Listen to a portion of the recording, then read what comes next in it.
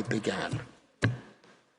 New conceptions require new terms, Lemkin wrote in November 1944.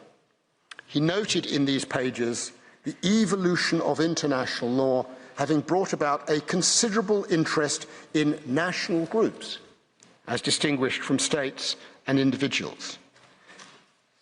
He invented the concept of genocide to deal with that evolution. And by genocide, he wrote, we mean the destruction of a nation or of an ethnic group. This occurred, he continued, as a composite of different acts of persecution or destruction. And on his interpretation, they occurred in two phases. One, these are his words, destruction of the national pattern of the oppressed group. The other, the imposition of the national pattern of the oppressor. And he continued, the oppressed who were the subject of genocidal acts could remain or they could be removed. The oppressed were always members of certain national groups who lived as minorities. And I quote him, if these groups should not be adequately protected, such lack of protection would result in international disturbances, especially in the form of disorganized emigration of the persecuted who would look for refuge elsewhere. End of quote.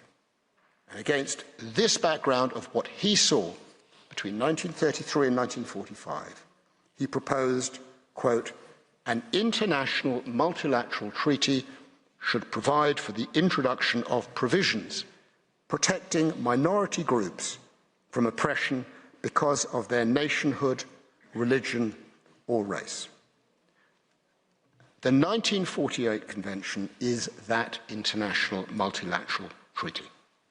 And Lemkin's words, written in 1944, and Article 2 of the 1948 Convention capture, regrettably but exactly, what has happened to the Rohingya.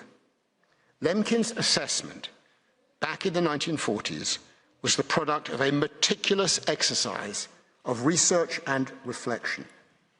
His book and the Convention are testament to the power of ideas, to their reduction into a written and legal form, and to their capacity to hope for the world as a better and safer place.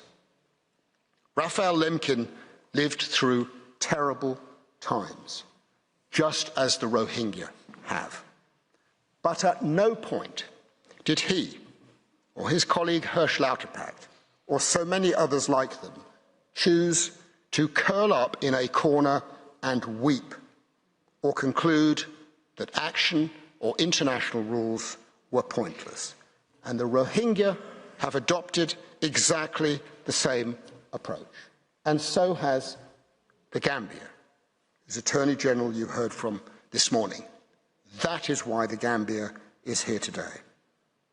Mr. President, the Genocide Convention, including its Article 2, really matter. And so does its meaningful and effective interpretation and application on the facts of this case to the situation regarding the Rohingya. It's to that issue that Mr. Reichler will now turn, and perhaps, after a brief pause, you would call him to the bar. I thank you for your attention. I thank Professor Sands. Before I give the floor to the next speaker, the court will observe a break of 50 minutes. The hearing is suspended.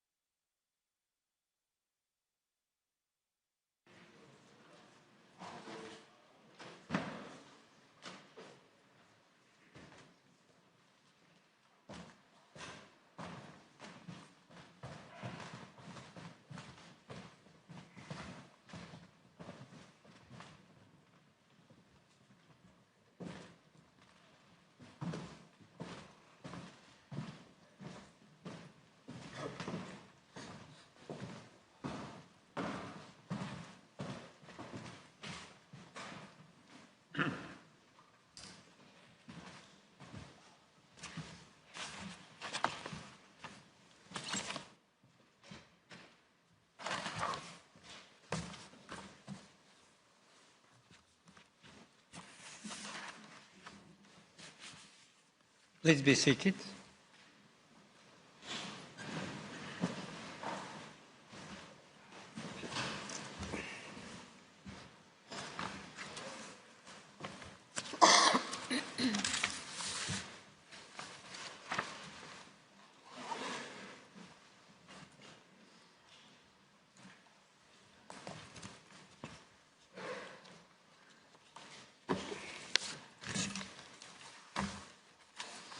The sitting is resumed. I now invite Mr. Paul Leichler to address the court. You have the floor, sir. Mr. President, members of the court, it is, as always, an honor for me to appear before you. And it is a special privilege and a responsibility to appear on behalf of the Gambia in this historic case. We are very much aware of its significance for the parties, for the Rohingya people, for all parties to the 1948 Convention, including the 11 states that have intervened in these proceedings, and for the court itself.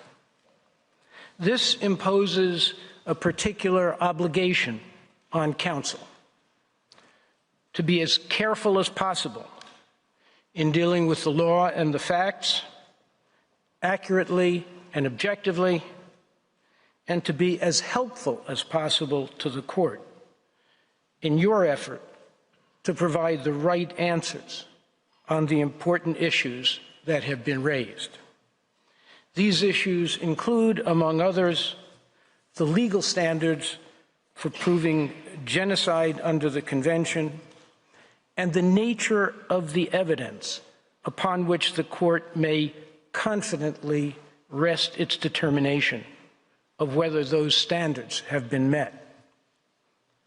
Professor Sands has helpfully laid out our understanding of the existing legal standards for proving genocide, including proof of dolus specialis, as set out and applied by the court in its 2007 judgment in the Bosnia case and the 2015 judgment in the Croatia case. We understand that this is a relatively high standard of proof, and we feel that this is appropriate where allegations of genocide or other grievous international crimes are concerned. This does not mean that the standard set by the court has drawn universal praise. There has been a considerable amount of scholarly commentary about it, some of it critical. This isn't surprising. A few commentators, especially those who have seen the Peace Palace only in photographs, think they know better than you do what the law should be, and they relish telling you so. But that is not what the Gambia thinks. We respect scholarship, but we are not here as commentators. We are here to present our case under the law as your jurisprudence has established it. We do not question or challenge the legal standards you have set. On the contrary, we accept them and argue our case on the basis of those standards as defined and applied by the court in its prior cases under the 1948 Convention. We have no doubt that the evidence we have submitted fully meets those high standards. So we have no need for, nor do we seek, a change in the approach the court has previously established, including, but not limited to, the legal standard for proving genocidal intent. I will explain why this is so by comparing the evidence of genocidal intent in this case with the evidence the court found sufficient to establish genocidal intent in the Bosnia case, and then by comparing it with the evidence the court found insufficient in the Croatia case.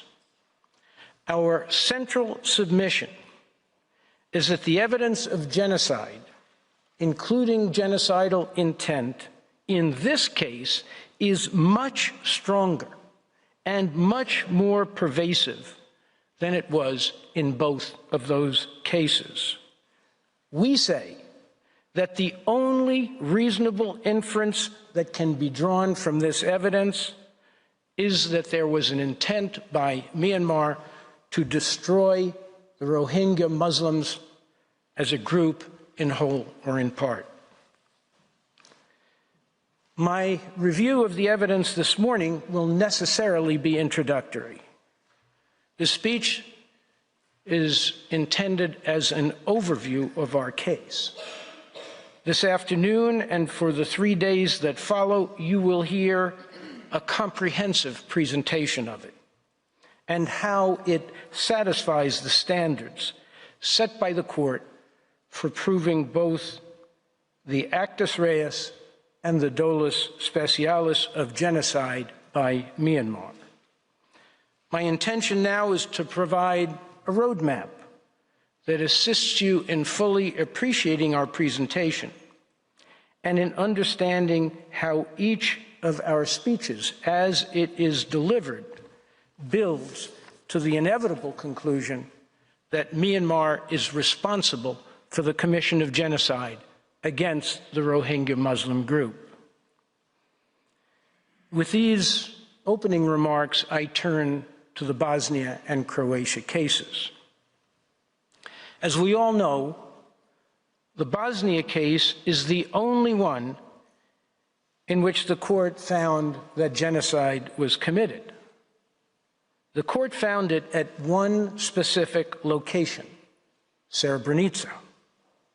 The evidence showed that Srebrenica was predominantly inhabited by Bosnian Muslims.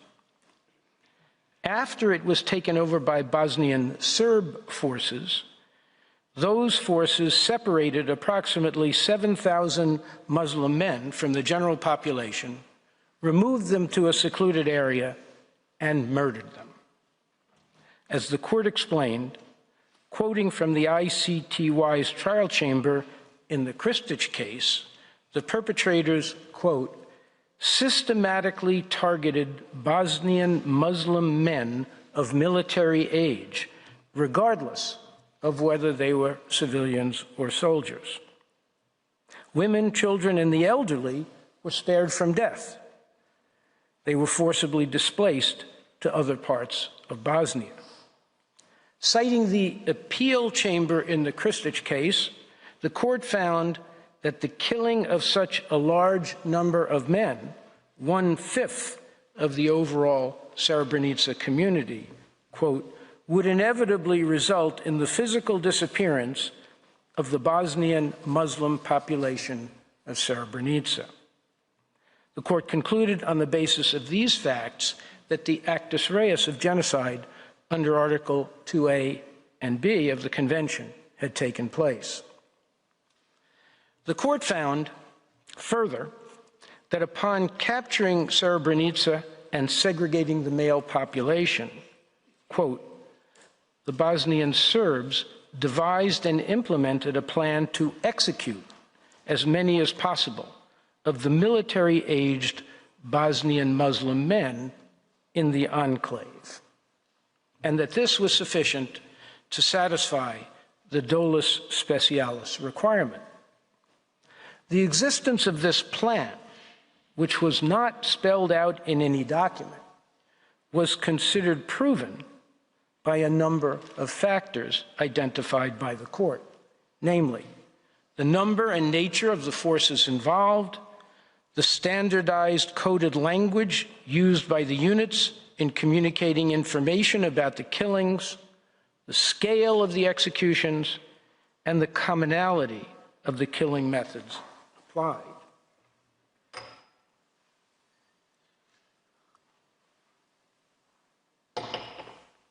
Mr. President, it is our submission that if the court were to apply the same legal and evidentiary standards to the present case, it would have to conclude, as others have done, that Myanmar committed acts of genocide with genocidal intent against the Rohingya Muslim population during its so-called clearance operations in 2016 and 2017. In this case, unlike Bosnia, there were numerous Srebrenicas, that is, massacres of large numbers of Rohingya Muslims to destroy the group, based on their identity as such, carried out by Myanmar's armed forces in multiple locations across northern Rakhine State, where the vast majority of the Rohingya Muslims lived. In other words, what was proven to have occurred at a single site in Bosnia is proven here to have occurred in scores of different Rohingya villages in Myanmar. Many examples are given in our written pleadings, some of which will be discussed in detail by my colleagues. For now, I will call your attention to three of these. The first is Mingi, a village in Mongnu Township. You can see its location on the map on your screens. Mingi had a population of approximately 4,300 Rohingya and 400 ethnic Rakhine. The UN fact-finding mission found that Mingi was, quote, the location of one of the largest and most egregious mass killings. Myanmar's armed forces, known as the Tatmadaw, commenced their so-called clearance operation in Mingi in the early morning on 30 August 2017. As reported by the UN fact-finding mission, as soon as soldiers entered the village, they, quote, opened fire and began burning houses. They shot directly at crowds of people fleeing to the riverbank or trying to swim across the river. Many of them were killed. Others, especially children and the elderly, drowned while trying to escape. Hundreds of Rohingya who did not manage to get away were trapped and, quote, rounded up on the riverbank. The Tatmadaw then separated the men and systematically executed them with rounds of bullets and killed those who had survived the shooting with large knives. According to the fact-finding mission, the Tatmadaw next, quote, turned to the women and children. Some of the children, continuing to quote, were shot, some thrown into the river, and others thrown onto a fire. An eyewitness recalled seeing around 27 children's bodies floating in the water afterwards. Tatmadaw soldiers then took dozens of women and girls to nearby houses. The fact-finding mission reported, upon arrival, each group was taken to a different room. Once in the room, women and girls were stripped and beaten with sticks, punched or stabbed. They were then raped in groups of up to 7 victims at a time.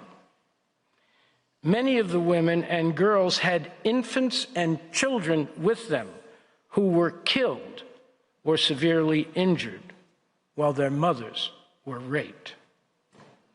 The houses were then often locked and set on fire, and most victims who were still alive were burned to death.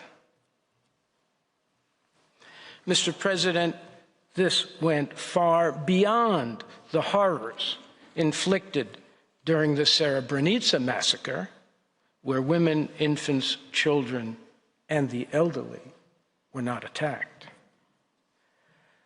Satellite imagery analyzed by UNICEF, confirms the determination by the fact-finding mission that the Rohingya houses and structures in Mingi were, quote, completely burned and destroyed.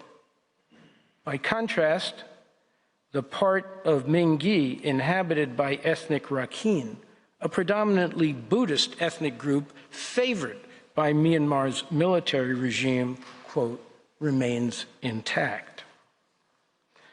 Destruction of this Rohingya village and many others like it, after killing, grievously wounding, raping, and forcibly displacing the population, reflects even more than an intention to destroy the Rohingya as a population.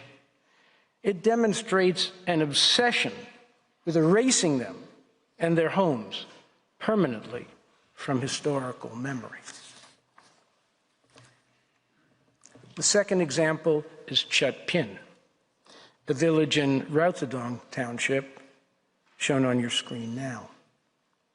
The clearance operation there took place on 27 August 2017. According to the UN fact-finding mission, quote, hundreds of Tatmadaw soldiers surrounded the village, opened fire, shooting at villagers, including those who were fleeing, dragged people from their houses, shot them at point-blank range, or slit their throats with large knives. An elderly woman described to the fact-finding mission what occurred after she and her 70-year-old brother were pulled from their house. Soldiers used rifle butts to beat my brother on the head, and I saw his brains come out. I saw people being killed with long knives. The soldiers were also spraying bullets, and many people were injured and killed. Our village was full of dead bodies. I saw dozens of people killed. First, they shot the people, and then, if they were still alive and the body was moving, they used a machete to slaughter across the throat. The fact-finding mission found that the Tatmadaw, quote, set houses on fire, including those still occupied. Rohingya victims were, quote, forced inside houses before they were intentionally set alight. The fact-finding mission determined that the Tatmadaw, quote, specifically targeted children, including infants and babies. Quote, some were wrenched from their mother's arms and thrown to the ground. Others were thrown into fire and burned alive. Children and babies. In the aftermath of the assault on Chadpin, witnesses saw, quote, dead bodies everywhere, including those of children floating in the river. No less than 127 children under the age of 6 were slaughtered in Chadpin. As at Mingi, the UN mission found that women and girls were subjected to, quote, rape, gang rape, sexual mutilation, and sexual humiliation, including the mutilation of their breasts. UNICEF satellite imagery confirms the fact-finding mission's conclusion that, quote, the entire Rohingya village of Chadpin was destroyed, while in contrast, the nearby non-Rohingya village, quote, remains intact. The third example is Mongnu, a village in Buthadong township. It's shown on your screen now. On the same day as the massacre at Chadpin, villagers awoke to the sight of several trucks full of soldiers arriving, with other troops advancing in small groups on foot. They surrounded the village and, quote, whoever ran was shot at. As reported by the UN fact-finding mission, the soldiers approached a compound of 2 large and interconnected houses where approximately 200 Rohingya had sought shelter and ordered the people to come out of the houses or else the buildings would be set on fire. Without waiting, they broke down a door in the main house and fired their weapons into it. Then they, quote, separated women and children from men and, quote, took the men out of the house and tied up their hands behind their backs. A soldier, identified by several witnesses as Sergeant Ba Kyo of the 564th Light Infantry Battalion, after speaking on the phone, told his detachment, quote, "We will kill them." The soldiers then, quote, opened fire on the men and boys and, quote, slit their throats with knives. Similar groups of men were taken to other places in Mongnu where they were shot or hacked to death. Again, as at Mingi and Chadpin, the Tatmadaw took special aim at women and girls. Here, too, the UN mission found that many were, quote, gang raped, killed, and mutilated. Employing the same modus operandi as at the other 2 Rohingya villages just discussed, the Tatmadaw burned Mongnu to the ground in the days following the clearance operation. UNISAT analysis of satellite imagery confirms that around 320 structures were destroyed by fire in Mongnu and another nearby Rohingya village. These 3 villages are but a few examples. The evidence shows that Myanmar carried out clearance operations employing similar tactics and methods with the same extreme brutality and sexual violence and devastating effects in many other Rohingya villages in northern Rakhine State, with the gravest incidents having taken place, in addition to the 3 villages I have just discussed, in 4 other locations shown on this map. From north to south, they are Gudarpin, Indin, Khotan Kok, and Chain Kar Lee.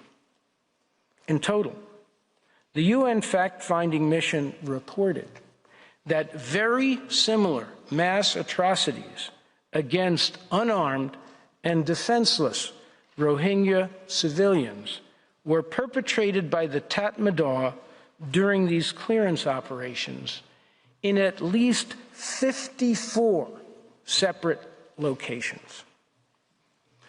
Clearance operations following the same modus operandi took place in numerous other Rohingya villages across northern Rakhine State. The mission verified through multiple interviews and other information clearance operations similar to those detailed above in a total of 54 separate locations, and it received first-hand accounts of additional clearance operations in a further 22 locations. The evidence shows that these were not random acts or the unintended consequences of undisciplined soldiers run amok. The timing and nature of the attacks make this clear.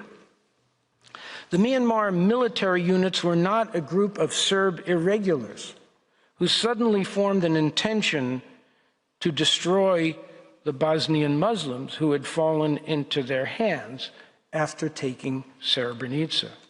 Here, the evidence shows that the Tatmadaw units that deployed to scores of Rohingya villages in northern Rakhine State were following orders from a central military command which planned and directed that the clearance operations be carried out in all of these locations.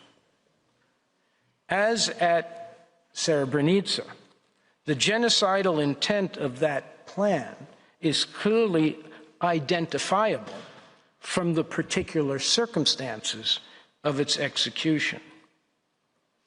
Unlike Srebrenica, Myanmar's plan was carefully and deliberately developed at the highest military level, not spontaneously by irregular forces on the scene. And it was executed across a large number of geographic locations, an even clearer reflection of Myanmar's genocidal intent.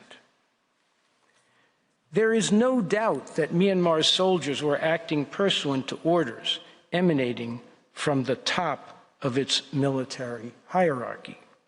Myanmar does not dispute that the Tatmadaw operated under a highly centralized command structure removed from civilian oversight. At its apex was the commander-in-chief, Senior General Min Aung Hlaing, who directly commanded the Army, Navy, and Air Force. His authority also extended to all of Myanmar's security forces, including the border police, border guards, and civilian militias. According to the UN fact-finding mission, quote, the commander-in-chief led the Tatmadaw General Staff, which was responsible for formulating the objectives and limits of military operations, the role and composition of the forces involved, the rules of engagement, and the necessary logistics.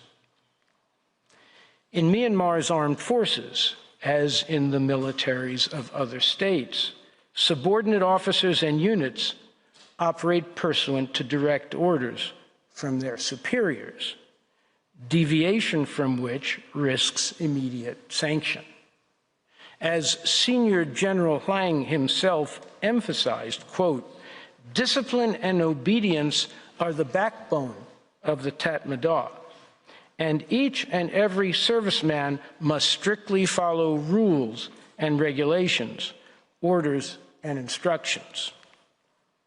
Beyond the Tatmadaw's command structure and organization, the existence of a calculated plan, conceived and developed at the highest level, to carry out the clearance operations against the Rohingya Muslims is evidenced by the strikingly similar modus operandi with which these operations were executed all across northern Rakhine State.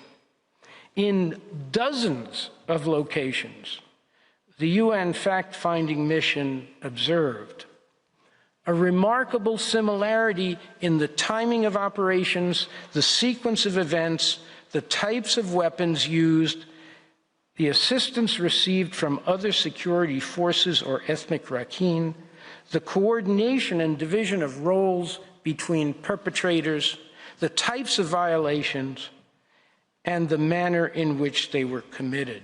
The modus operandi of these attacks was recognizable and consistent throughout. This could not have occurred. This could not have occurred in the absence of significant levels of forethought and organization. On the basis of this evidence, the fact-finding mission found that there was a, quote, consistent pattern of conduct, which is, quote, only possible when all troops are acting under the effective control of a single unified command, and that their operations have been, quote, planned, ordered, and supervised at the level of the commander-in-chief.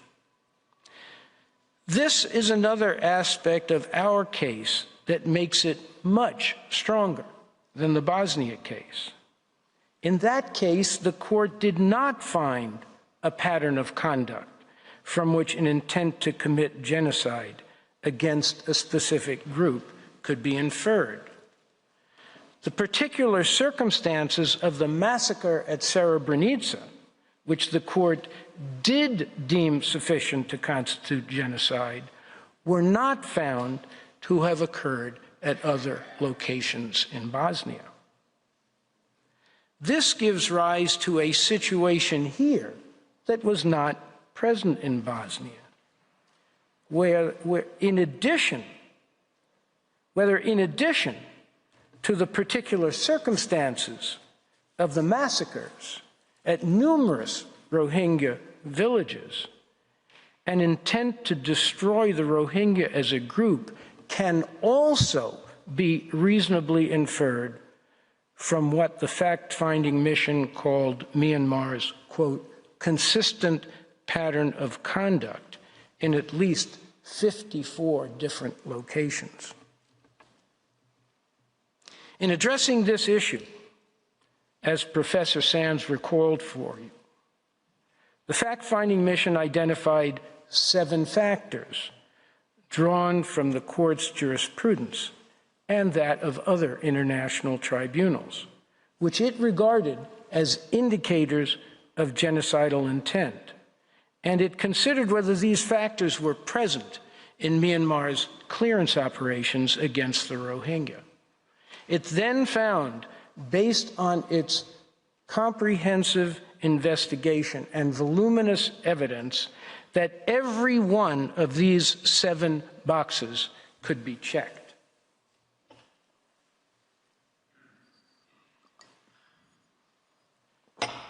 First, the Tatmadaws' extreme brutality during its attack on the Rohingya. It is beyond dispute that the Tatmadaw conducted the clearance operations with extreme brutality.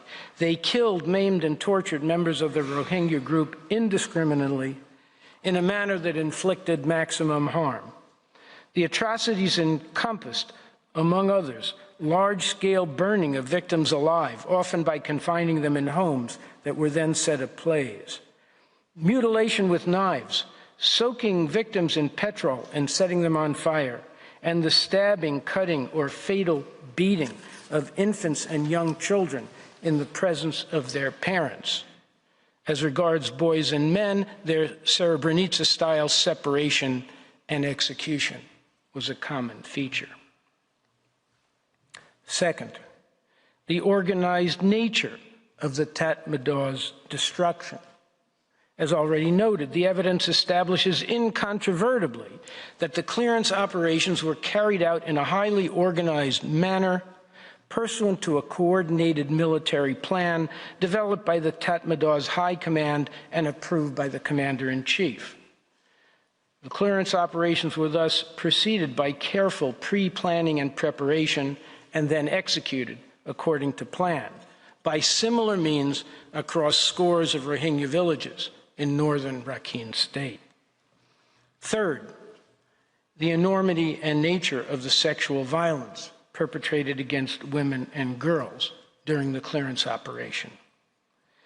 The UN fact-finding mission identified as a, quote, notable pattern the perpetration of, quote, mass gang rape involving multiple perpetrators and multiple victims in the same incident.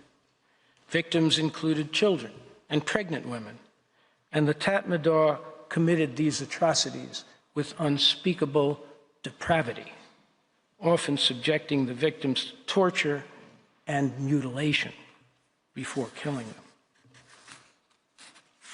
Fourth, the insulting, derogatory, racist, and exclusionary utterance of Myanmar officials and others prior to, during, and after the clearance operations.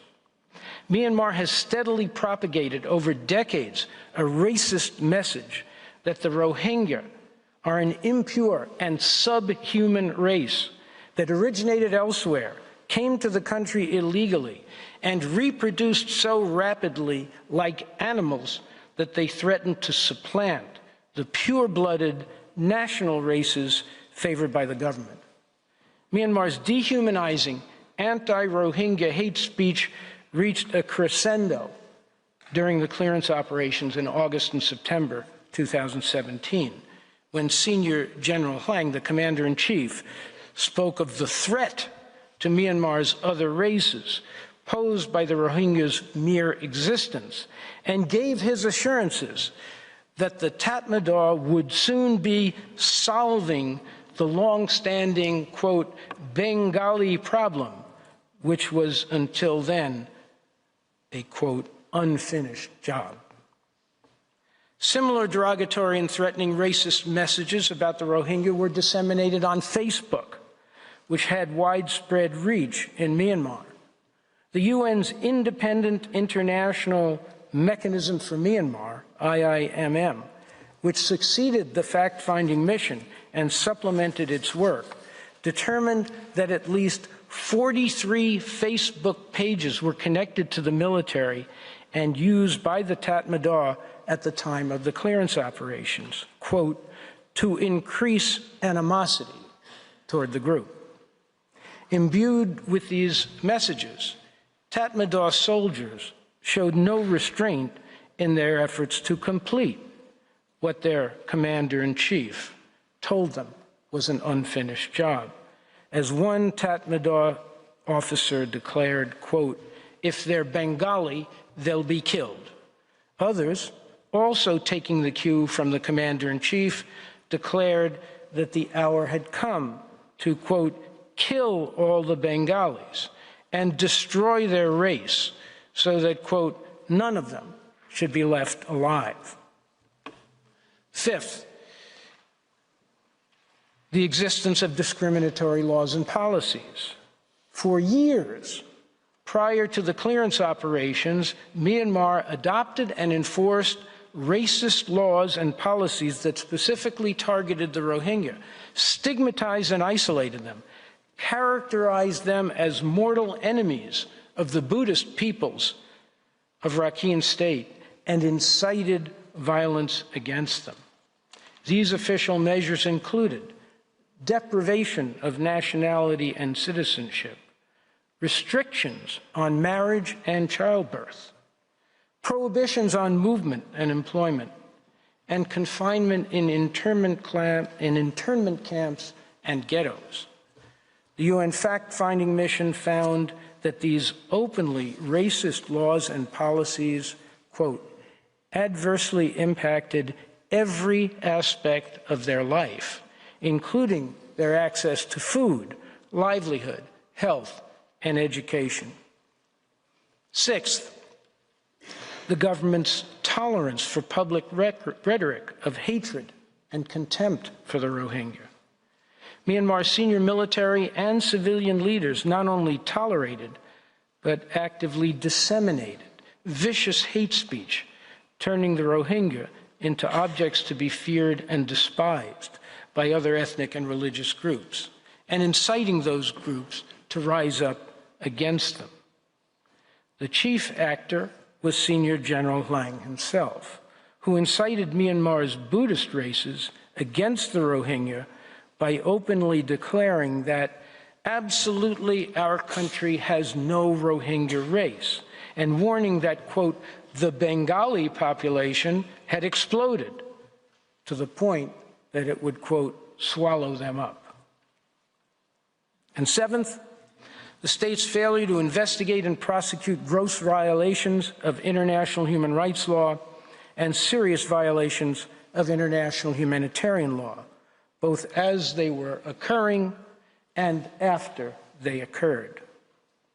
Despite the enormity of the crimes committed, Myanmar has been unwilling to properly investigate, let alone prosecute the perpetrators. Instead, it has steadfastly refused to cooperate with impartial international agencies, including from the United Nations, and it has invested heavily in destroying evidence, including by razing the remains of the Rohingya villages where the genocide occurred. True to its nature as a de facto military government, Myanmar has cloaked its armed forces in an impenetrable gown of impunity.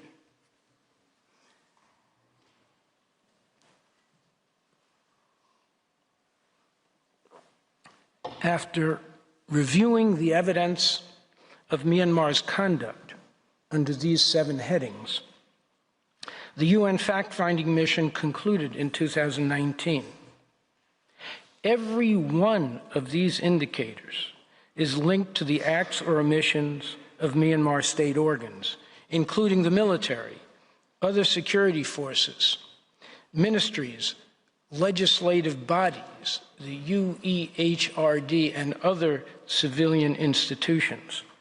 Collectively, they demonstrate a pattern of conduct that infers genocidal intent on the part of the state to destroy the Rohingya in whole or in part as a group.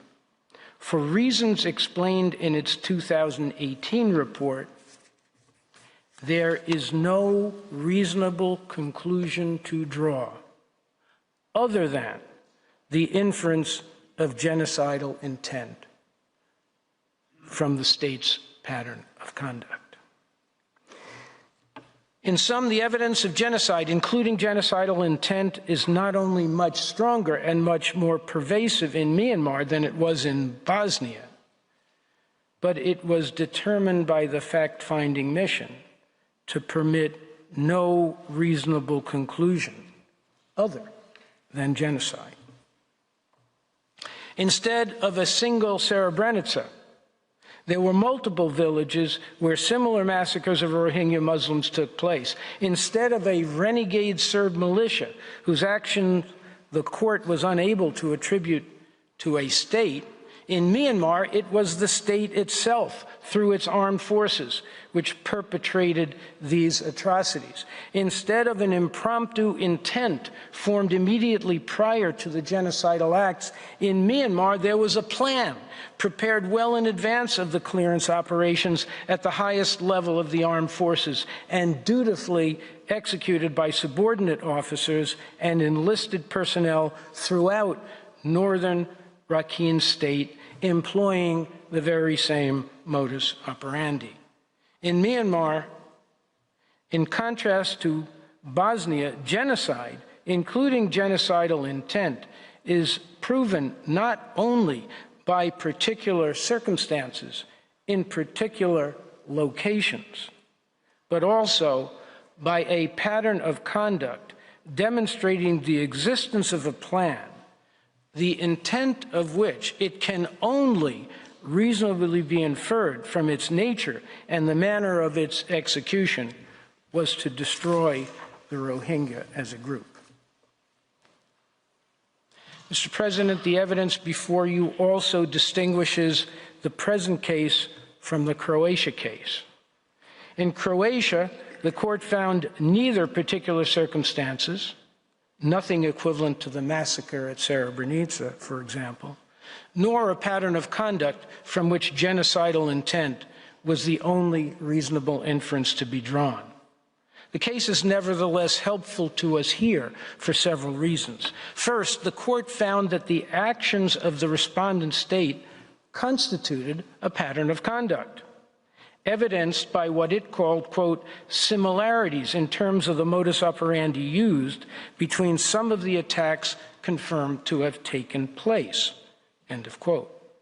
These similarities included attacking and occupying Croat localities and creating what the court called, quote, a climate of fear and coercion by committing a number of acts that constitute the actus reus of genocide within the meaning of Article 2A and B of the Convention. Finally, the occupation would end with the forced expulsion of the Croat population from these localities, end of quote. By the same reasoning, the evidence in our case plainly establishes a pattern of conduct by Myanmar across the expansive geographic area in which the majority of Rohingya lived in northern Rakhine State. As you have seen, this was the conclusion reached by the UN fact-finding mission.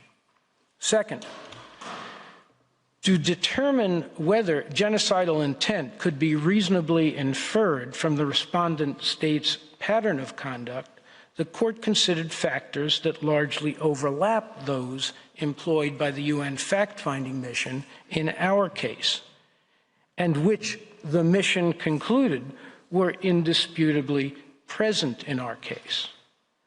According to the court, the most important factors in revealing a genocidal intent were, as Professor Sands recalled earlier, 1, the scale and alleged systematic nature of the attacks. Check. 2, the attacks are said to have caused casualties and damage far in excess of what was justified by military necessity. Check. 3, the specific targeting of Croats, in this case, the targeting of Rohingya Muslims. Check. 4, the nature, extent, and degree of the injuries caused to the Croat population. Again, substitute Rohingya Muslim for Croat and check. The court did not find that all of these factors were present in Croatia, but they are all undeniably present in our case.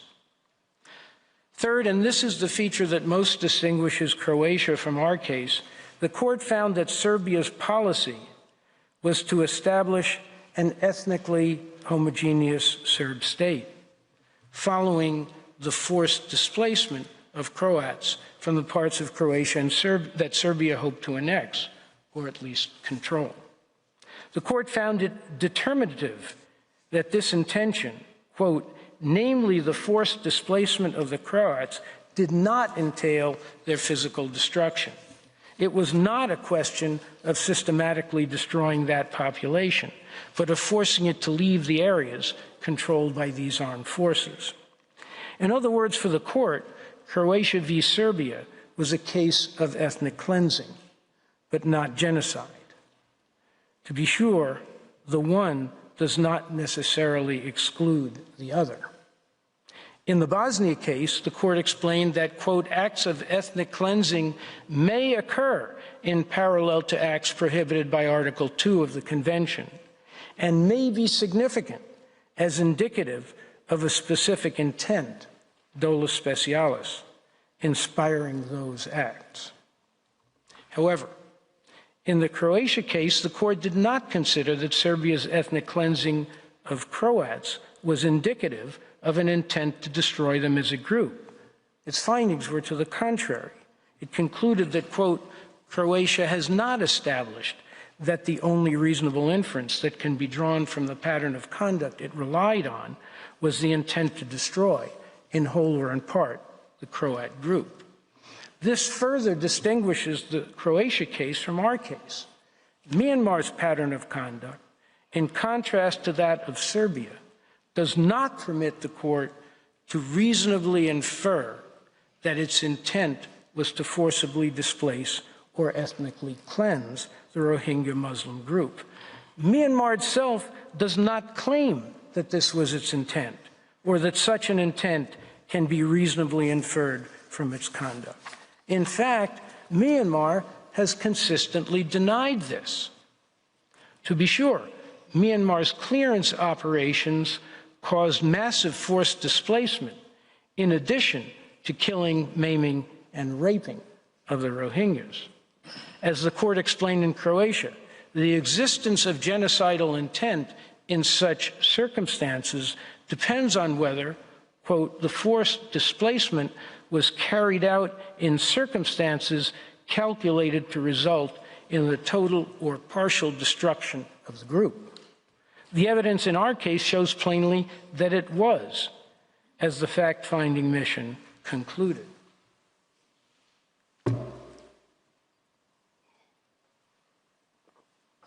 As Professor Sands told you, Myanmar argues that the clearance operations were intended neither to forcibly displace, ethnically cleanse, or destroy the Rohingyas as a group.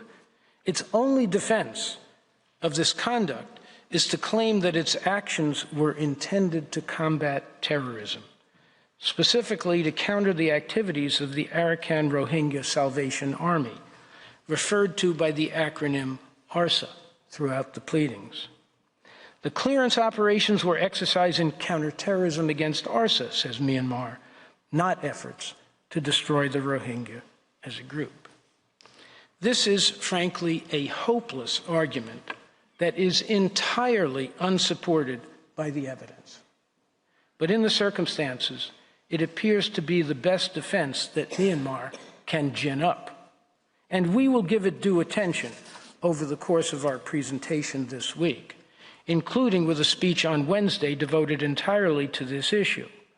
For now, as a sort of preview, I will simply make 3 points about it. First, it is fundamental and should not be debatable that actual counterterrorism is based on ensuring the safety and security of the affected population and gaining its loyalty and support. This cannot be reconciled with sending the armed forces to scores of villages, setting fire to homes with families still inside them, shooting at everyone who moves, rounding up men and boys for mass execution, hacking children and infants to death, raping, gang raping, and mutilating women and girls before killing them, forcing survivors to run for their lives, and then razing their villages to prevent them from returning. This is what the evidence shows Myanmar did, and it is a description of genocide, not counterterrorism. Second, this is not a case, as Myanmar has argued in its written pleadings, of applying Western standards to a less developed country in the global South. Yes, our expert witness, Professor Michael Newton of Vanderbilt Law School, from whom you will hear next week, is a retired U.S. military officer. But he has devoted both his military and academic careers to the law of war and particularly to matters of counterterrorism, including in non-Western and developing states. His expert testimony is that the fundamental principles of counterterrorism strategy and tactics are nearly universally accepted, including most significantly by Myanmar itself. This is reflected in the Tatmadaws' own rules of engagement, which Myanmar has very helpfully attached to its pleadings. There is no problem with these rules, according to Professor Newton. The problem is, as you will be shown by my colleagues, that Tatmadaw completely ignored them in carrying out its clearance operations against the Rohingya. Most prominently, as the UN fact-finding mission concluded, the killing of civilians is inherently brutal in any context. The perpetrators of the clearance operations in Rakhine State introduced an additional dimension to this. There was not the least effort to make any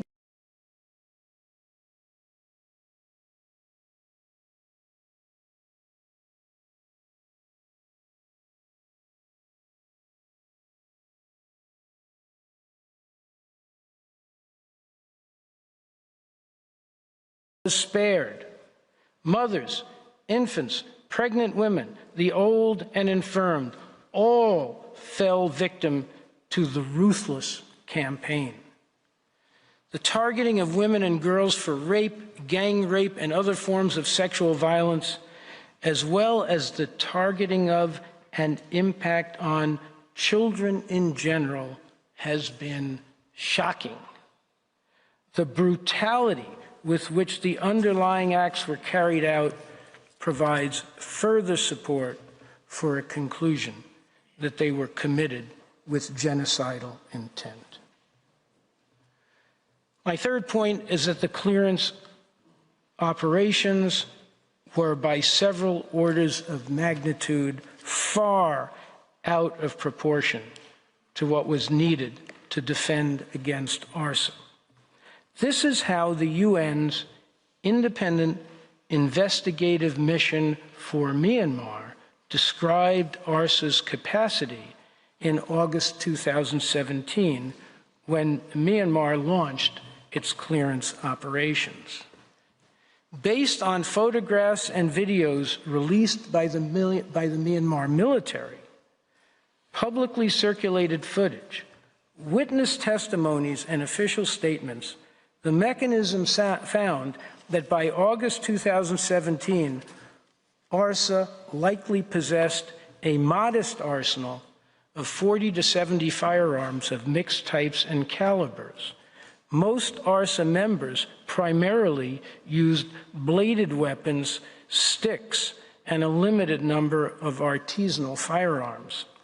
While IEDs appear to have been used in the 2016 and 2017 attacks, there is no conclusive evidence that firearms were employed.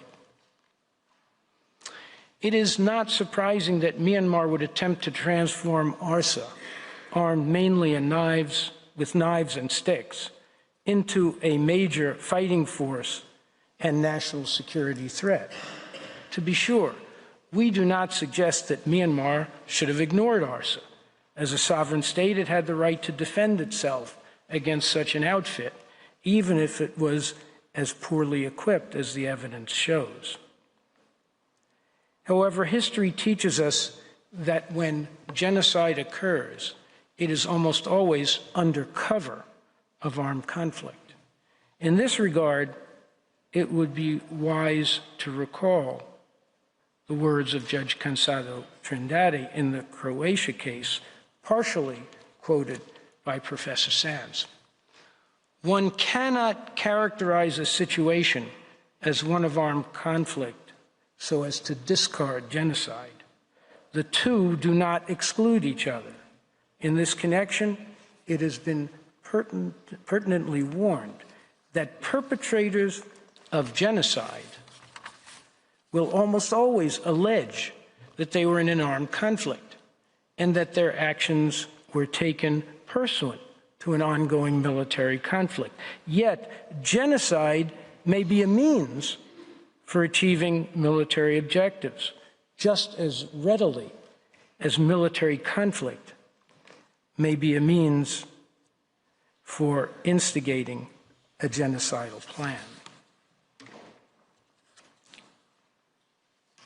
Before concluding my presentation, I'd like to call attention to one more distinguishing feature from the present case and both the Bosnia and Croatia cases.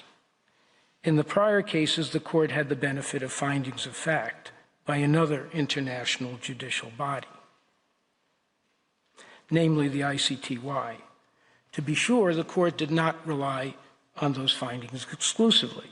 In Bosnia, the court found helpful a report by the Secretary General on the fall of Srebrenica, describing it as having considerable authority because of the care taken in its preparation and the independence of those responsible for it. Likewise, in Croatia, the court found that it must give evidential weight to a report by the UN Special Rapporteur by reason both of the independent status of its author and of the fact that it was prepared at the request of organs of the United Nations for purposes of the exercise of their functions. Here, the centerpiece of our case has been from the very beginning the two voluminous reports consisting of more than 600 pages prepared by the UN fact-finding mission appointed by the Human Rights Council, which were published in 2018 and 2019. These too are notable for the care taken in their preparation and the independence of those involved. The evidence contained therein has been supplemented in the course of these proceedings by numerous equally independent and authoritative reports from the IIMM, other United Nations bodies, impartial non-governmental organizations, and various states, as well as 48 sworn statements from eyewitnesses, all consistent with the conclusions of the fact-finding mission and all supportive of the Gambia's submission that Myanmar acted with genocidal intent in carrying out its clearance operations against the Rohingya in 2016 and 2017. Mr. President, members of the court, I will speak again at the beginning of this afternoon session, delving further into the reliability of the sources of evidence on which the Gambia replies. And in the interest of time, I will simply conclude this presentation now by thanking you for your kind courtesy and patient attention, and asking that you call my good friend and esteemed colleague, Mr. Arslan Suleiman, to the podium. I thank Mr. Leichtler. I now give the floor to Mr. Arslan Suleiman. You have the floor, sir.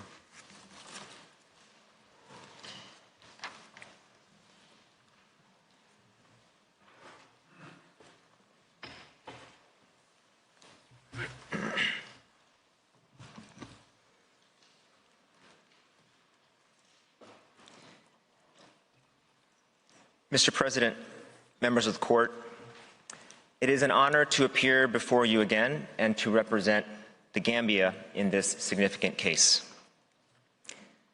This case is about Myanmar's acts of genocide against the Rohingya group. As I will explain, there can be no doubt that the Rohingya are a protected group within the meaning of Article 2 of the Genocide Convention. Myanmar's refusal to recognize them as such, or to even use the term Rohingya, is entirely without effect or relevance. I begin my presentation by providing an overview of the relevant geography, demography, and history of northern Rakhine State, the area where the Rohingya have mostly lived, or at least where they lived before Myanmar's genocidal clearance operations. I will then address the evidence that establishes the Rohingya to be an ethnical, religious, and/or racial group within the meaning of the Genocide Convention. On the screen is figure 1.1 from the Gambia's memorial. This is a map showing the location of Rakhine State outlined in red. This is the westernmost state of Myanmar with a coastline that runs along the Bay of Bengal. Zooming in, you can see more clearly that Sittwe, the capital of Rakhine State, is depicted on the map with a small circled black dot. Most of the acts of genocide during the so-called clearance operations that we focus on in this case occurred in the 3 townships northwest of Sittwe. Those townships, Buthidong, Mongnu, and Rathidong, are depicted in figure 1.2 from the memorial, which you can see on your screens. Townships are an administrative unit of local governance in Myanmar. They are made up of towns and villages. The villages are grouped into village tracts. Numerous specific villages where clearance operations occurred are also depicted on this map. These townships are predominantly rural agrarian communities with populations spread out among hundreds of villages across these lands. The houses are mostly made of bamboo, with roofs made of palm leaves. There are no major urban population centers in this part of northern Rakhine State. The manner in which the Rohingya population was situated geographically in small villages rather than large urban centers is a key factor for the court's understanding of that part of the Rohingya group targeted by Myanmar's genocidal clearance operations. The total population of Rakhine State, as estimated by Myanmar's 2014 census, is 3.19 million. This includes people from many different ethnic groups, including Rakhine, Rohingya, Mro, Kaman, Dainet, Chin, and others. Around 1.1 million people out of that figure were, quote, unenumerated. This is because Myanmar reneged on its explicit commitment to allow the Rohingya to self-identify as such in that census.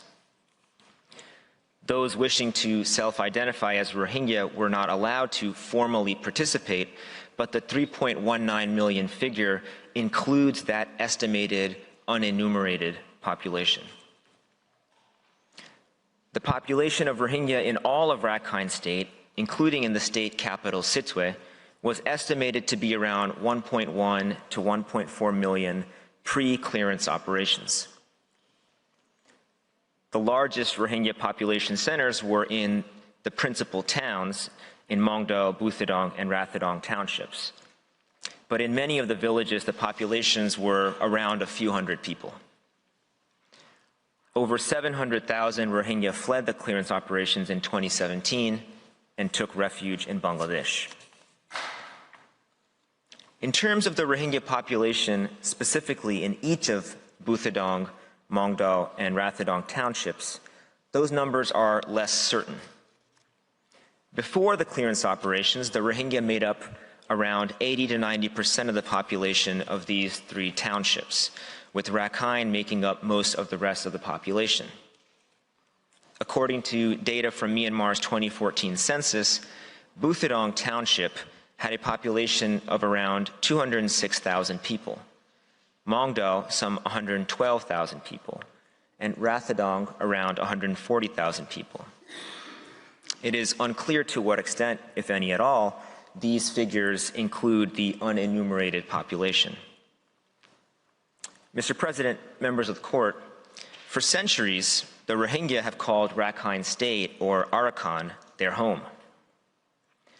The Rohingya report, authored by Francis Wade for the Independent Investigative Mechanism for Myanmar, which we also refer to as the IIMM, notes that Muslims have been present in what is now Rakhine State since at least the 9th century, when Muslim seafarers set up trading posts along the coasts.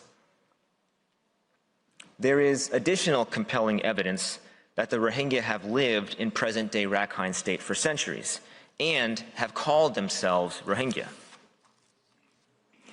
A 1799 British colonial ethnography published by Dr. Francis Buchanan noted that, quote, the Mohammedans who have long settled in Arakan and who call themselves Rohingya, or natives of Arakan, end quote, speak their own dialect. An 1811 article in the British Classical Journal identified Rohingya as one of 3 languages spoken in the Burma Empire.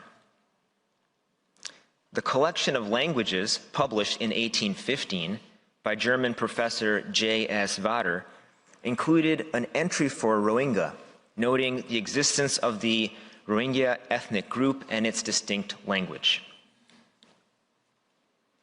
Myanmar argues that there are no other similar historical sources that refer to the Rohingya as such. This fails to refute the fact that these specific sources did exactly that. At a minimum, these sources document the fact that the Rohingya referred to themselves as such going all the way back to the end of the 18th century. Myanmar also argues that most of this population immigrated to Myanmar during the British colonial period, which began in the mid-19th century. While it may be the case that some populations moved into this region over time, the historical record makes clear that the Rohingya had been present as a group in this region for 3 centuries. The historical record also shows that after Burma's independence in 1948, its political and military leaders recognized the Rohingya as a distinct ethnic group. The first Prime Minister, U Nu, made the following statement in a 1954 radio address. Quote, the people living in Mongnu and Buthidong regions are our nationals, our brethren. They are called Rohingyas. They are one of the same par in status of nationality with Kachin, Kya, Karen, Mon, Rakhine, and Shan. They are one of the ethnic races of Burma. End quote. As noted in the IIMM Rohingya report, Prime Minister U Nu's administration had Rohingya government ministers and parliamentary secretaries. There was a Rohingya Students' Association in the University of Rangoon. And in 1961, there was a Rohingya language radio broadcast on the public radio station of the Burma Broadcasting Service. In the early years after Burma's independence, there was an armed insurgency of Rohingya who sought to separate northern Rakhine State from Burma and join what was then called East Pakistan, or present-day Bangladesh. The Burmese army quashed that insurrection, whose fighters were referred to as Mujahideen. In July 1961, during the so-called Mujahid Insurgent Surrender Ceremony, Burma's Vice Chief of Staff of the Armed Forces, Brigadier General Aung Gyi, delivered a speech identifying the Rohingya as an ethnic group in Burma. His speech is at Annex 143 of the memorial. In relevant part, General Aung Gyi said the following, quote, "In central Burma, there are people who hold the view that people in this region are not Tai Yin Tha, or ethnic group native to the Union of Burma.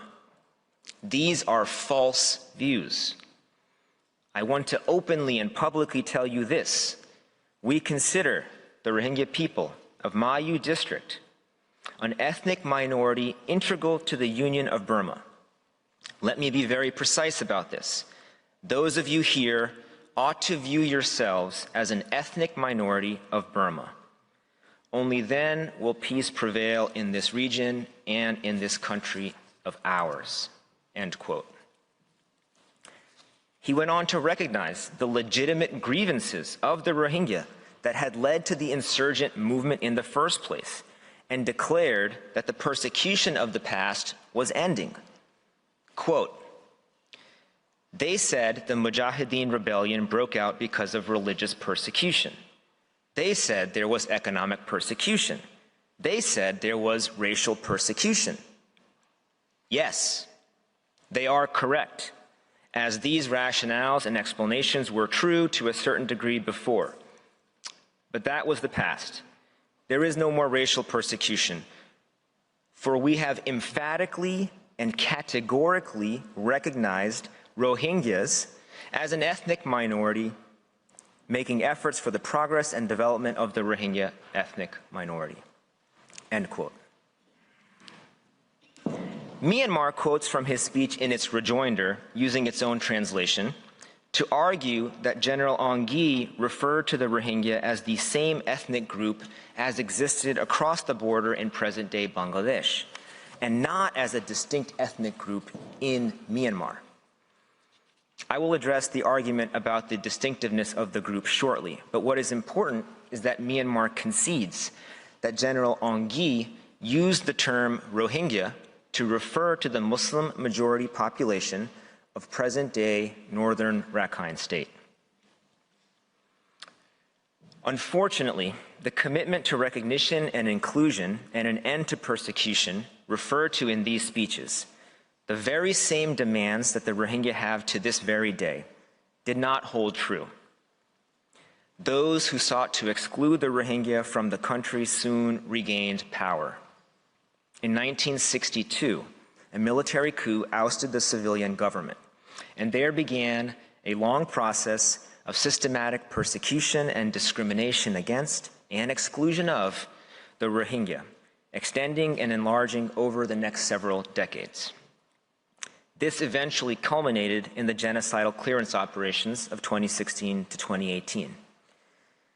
Ms. Pasipanocha will go into further detail on the history of discrimination as one of the indicators of Myanmar's genocidal intent. I will now address why the Rohingya are plainly a protected group within the meaning of Article 2 of the Genocide Convention.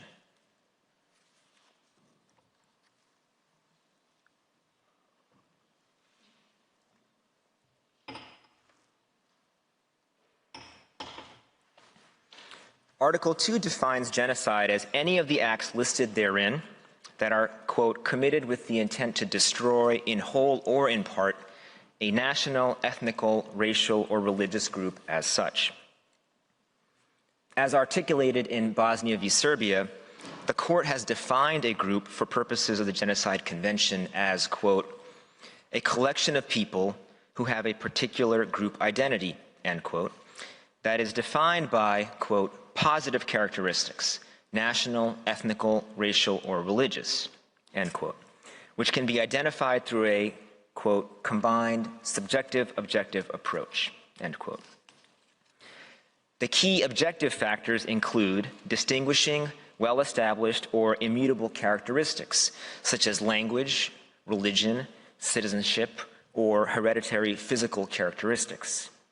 The key subjective factors include self-identification, perceived characteristics, and socio-historic context. Myanmar argues that these ethnical, racial, or religious characteristics must be such that the group is, quote, distinct from the rest of the world's population. There is no basis in the court's jurisprudence for this extreme position, which seems more motivated by Myanmar's desire to deny the existence of the Rohingya group than an effort to reasonably address the court's standard for defining the group under the convention. There is also no basis in the court's jurisprudence to apply, as Myanmar seeks to do, a high standard of proof applicable to findings of genocide to the identification of the group at issue. As the court made clear in Bosnia, all that is necessary is that the positive and objective characteristics of the group are such that it would enable the court to, quote, have in mind the identity of the group against which genocide may be considered to have been committed, end quote. The identity of the Rohingya group is clear.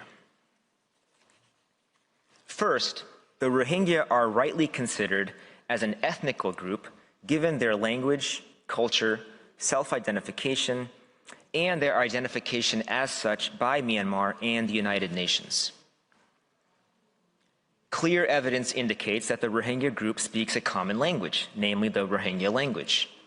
As noted, British and German ethnographic documentation from 1799, 1811, and 1815 refer to the Rohingya language as being spoken by Rohingya in Burma. Furthermore, a 2018 report from the NGO Translators Without Borders found that among Rohingya refugees surveyed, all, quote, said that they speak Rohingya, with 99% of them saying it is their primary language at home, end quote. That it is the, quote, only spoken language that all Rohingya refugees understand and prefer, end quote.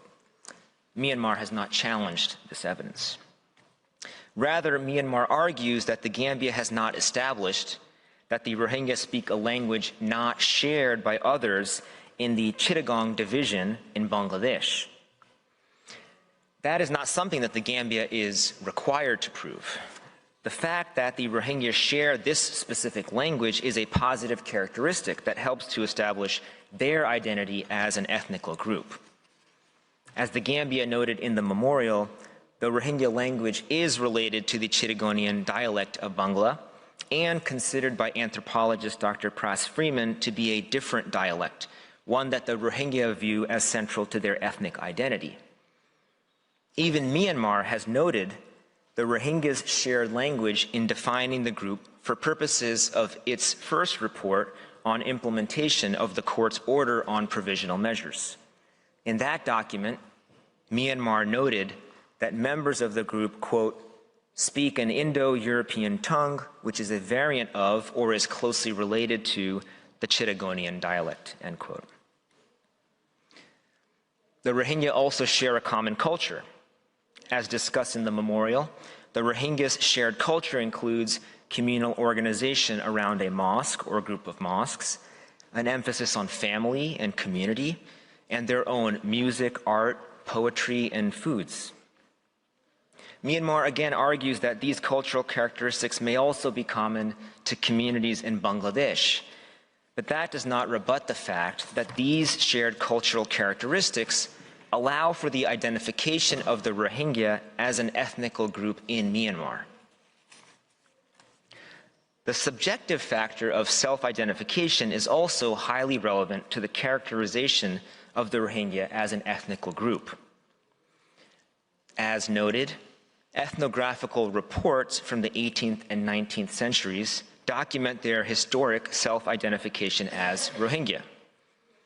The UN High Commissioner for Human Rights has reported that Rohingya Muslims self-identify as a distinct ethnic group with their own language and culture, and claim a long-standing connection to Rakhine State. Other authoritative UN reports, like the reports of the UN Fact-Finding Mission on Myanmar, have found that the Rohingya self-identify as such. As noted in the memorial, 85% of the Rohingya self-identified as such during Myanmar's 2013 Inquiry Commission on Sectarian Violence. And as noted earlier in my presentation, an estimated 1.1 million people were recorded as unenumerated in Myanmar's 2014 census because Myanmar did not allow them to self-identify as Rohingya in that census. Furthermore, Myanmar itself clearly recognized the Rohingya as an ethnic group in its early years after independence. The speeches of Prime Minister U Nu in 1954 and General Aung Gyi in 1961 clearly acknowledged and accepted the Rohingya identity as such. Moreover, Myanmar's long-standing discriminatory treatment of the Rohingya, which will be discussed in further detail by Ms. Pasipanochka, also confirms their distinct existence as a particular group in Myanmar. Finally, the international identification of the Rohingya as a distinct ethnic group by the United Nations and other states is a relevant subjective factor. In addition to the reporting by the UN entities noted above, the UN High Commissioner for Refugees has identified the Rohingya as a group since 1978. UN bodies like the UN General Assembly and the UN Human Rights Council have consistently referred to the Rohingya group by that name in dozens of UN resolutions, specifically addressing concerns over the treatment of the Rohingya, as have the UN Special Rapporteurs on the situation of human rights in Myanmar. And as noted in the Gambia's reply, the courts of several states, including Japan, France, and Australia, have all found persecution against the Rohingya based on their identity as such. All of these objective and subjective factors indicate that the Rohingya are widely recognized as an ethnical group within the meaning of Article 2 of the Genocide Convention. Second, the Rohingya are also a distinct group of Muslims for purposes of the Genocide Convention. It is not disputed that the Rohingya are predominantly Muslim. In fact, Myanmar consistently refers to the Rohingya by their religious identity as Muslims as a means of identifying them as a group. For example, as the court may recall, Myanmar's first agent in this case, the former state councilor Aung San Suu Kyi, referred to the Rohingya as, quote, Muslims living in Rakhine State during the oral proceedings on provisional measures. And in the first report on implementation of the court's order on provisional measures, Myanmar referred to the group as one of two, quote, sizable Muslim communities, end quote, in Rakhine State, the other being Muslims of the Kaman ethnicity. The historical record also confirms the close association of the Rohingya with Islam. Myanmar notes in its rejoinder that the British colonial census data refers to Arakan Mohammedans, that is, Muslims of Arakan, the territory that is now Rakhine State, which is one way in which the term Rohingya itself could be defined. The Muslim faith identity of the Rohingya group is central to their otherization and dehumanization in Myanmar, key parts of the genocidal process to which they have been and are being subjected. Several discriminatory laws, like restrictions on marriage and on the number of children couples could have, were explicitly targeted against Muslims, as you will hear in the presentation later today by Ms. Pasipanochia. And the pervasive hate speech that targeted the Rohingya often focused on the threat that they, as Muslims, allegedly posed to Myanmar's Buddhist majority population. You will also hear more on that later today. Myanmar argues that if there are non-Muslim Rohingya, then it cannot be considered as a religious group under the convention. But religion is not an immutable characteristic. So individuals who identify ethnically as Rohingya could be non-Muslim. They can convert to another religion or no longer believe in any religion. Many consider the small Hindu population in northern Rakhine State to be part of the Rohingya ethnic group. Indeed, in its counter-memorial, Myanmar states, "Not all Bengalis in northern Rakhine State are Muslim. A small minority are Hindu or Christian." Nonetheless, when the Gambia is referring to the Rohingya group, it is referring to that group based in part on its primary identity as a group of Muslims. Myanmar further argues that the Rohingya cannot be a separate religious group because they are not distinct religiously from the many Muslims in neighboring Bangladesh. But the existence of Muslims in Bangladesh is not relevant to defining a group in Myanmar for purposes of the convention.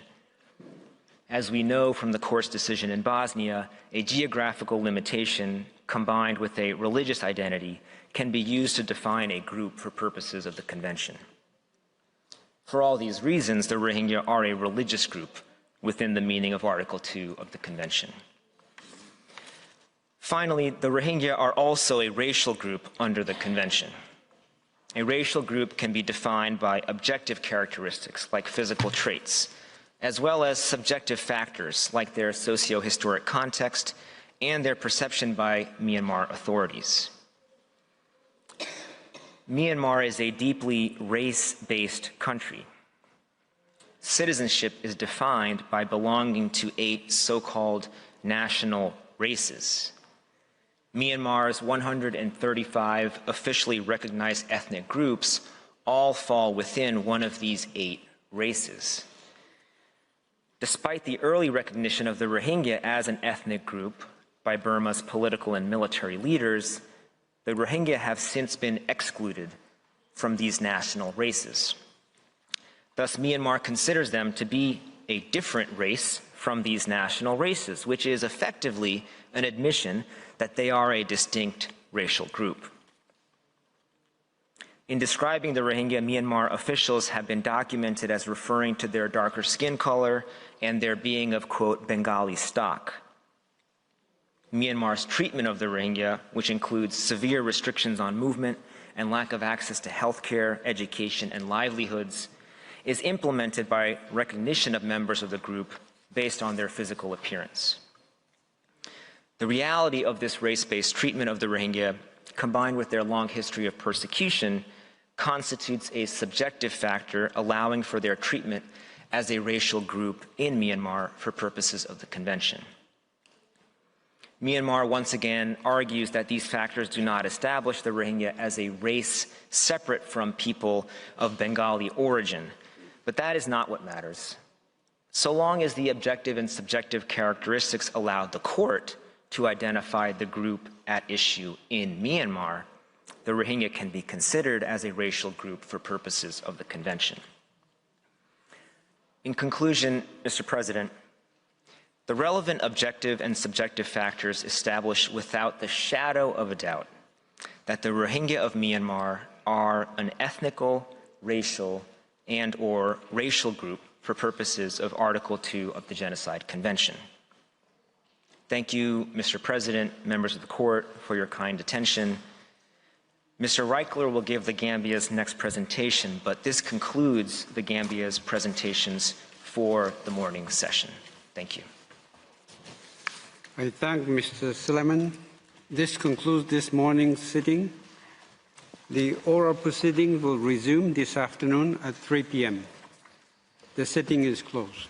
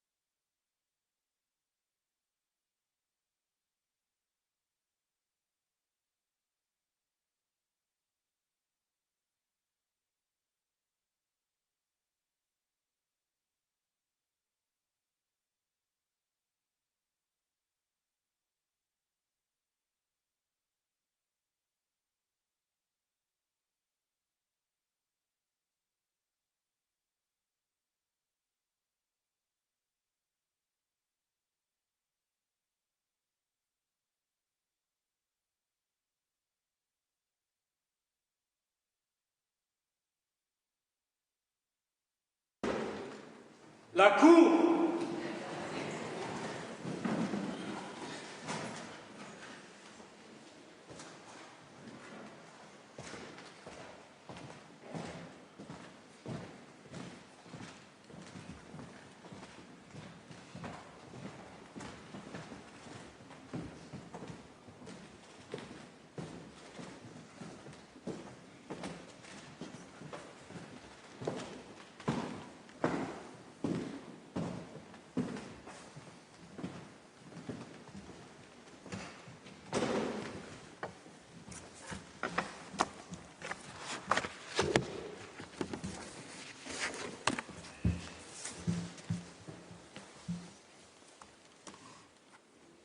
Please be seated.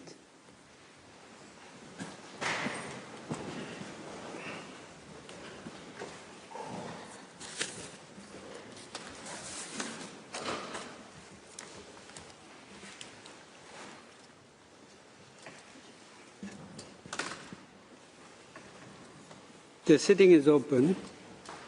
The court meets this afternoon to resume hearing the first round of oral argument of the Gambia on the merits in the case concerning application of the Convention on the Prevention and Punishment of the Crime of Genocide, the Gambia versus Myanmar, 11 states intervening.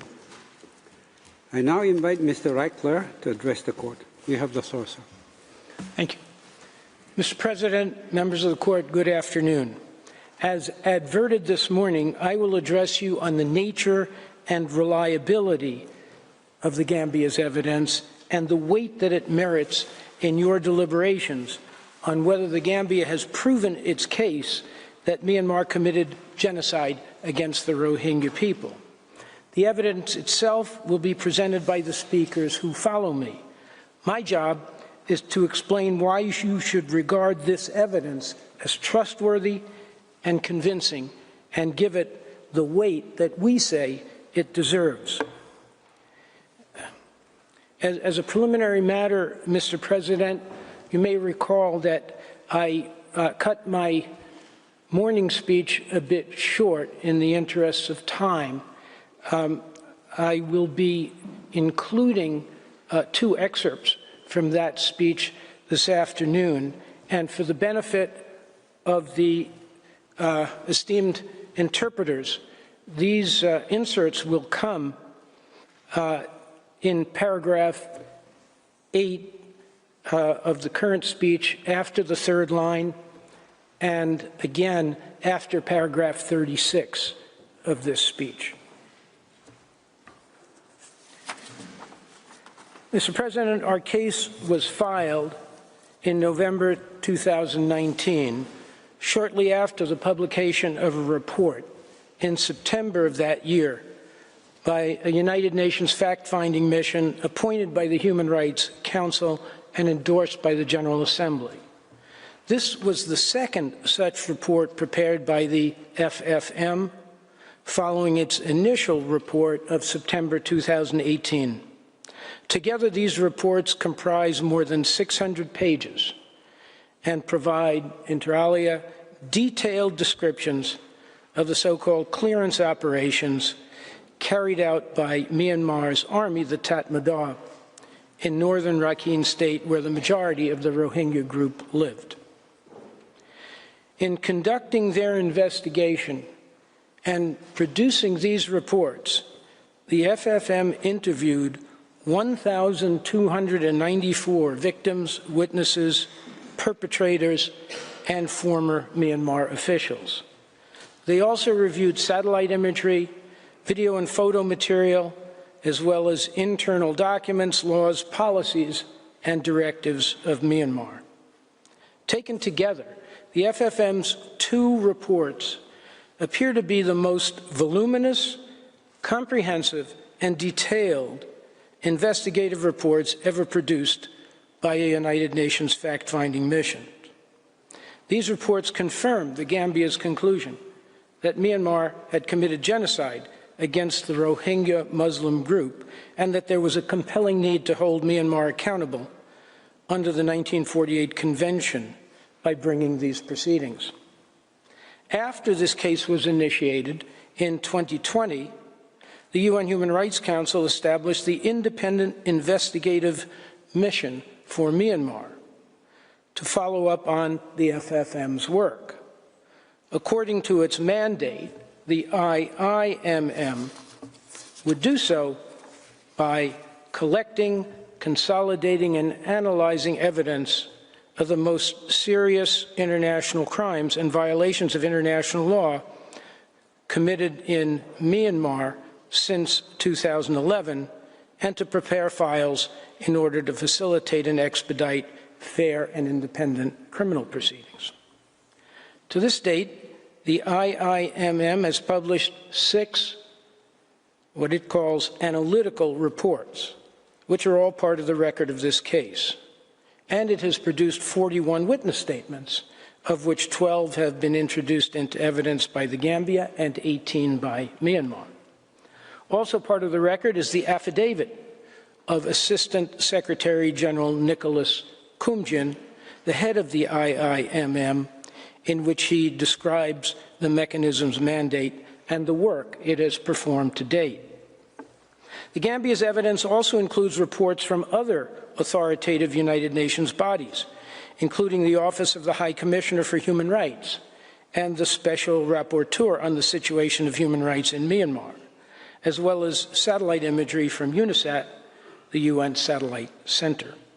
The Gambia has also submitted no less than 50 reports from experienced and highly credible non-governmental organizations, including the United States Holocaust Memorial Museum, Médecins Sans Frontières, Amnesty International, Human Rights Watch, Physicians for Human Rights, Save the Children, the International Crisis Group, and Fortify Rights, as well as a report produced in 2018 by the United States Department of State. Not least, the Gambia has submitted 48 signed witness statements from victims and eyewitnesses providing first-hand testimony of the events surrounding Myanmar's clearance operations in the Rohingya villages of northern Rakhine State. In 14 of these, the names have been redacted at the request of the witness, who expressed fear of reprisal by Myanmar against themselves or family members remaining in the country. Names do appear in the other 34 witness statements. 3 of the witnesses will testify here next Wednesday and Thursday. We place special emphasis on the reports by the FFM and IIMM, including all of the underlying material on which the reports are based. While the rest of our evidence, including the witness testimony, is highly probative and significant in itself, its value also lies in its consistency with and confirmation of the findings of the FFM and the IIMM, which serves to underscore and enhance the reliability and weight of the FFM's 2 comprehensive reports and the IIMM's 6 analytical reports. All of these reports, from the FFM and the IIMM, from UN OHCHR and the Special Rapporteurs, from the NGOs and the United States, as well as the witness statements, corroborate one another and provide strong assurances of the evidence, reliability, and convincing nature. We submit that all of these reports come from disinterested third parties, especially those from United Nations bodies. They should be given significant evidentiary weight by the court in determining the facts of the case for this reason. Myanmar disagrees. It has 3 words for all of these reports and statements, quote, no evidential weight. They argue that our evidence should be rejected in its entirety by the court because none of it arose from judicial proceedings such as those conducted by the ICTY, cited by the court in the Bosnia and Croatia cases.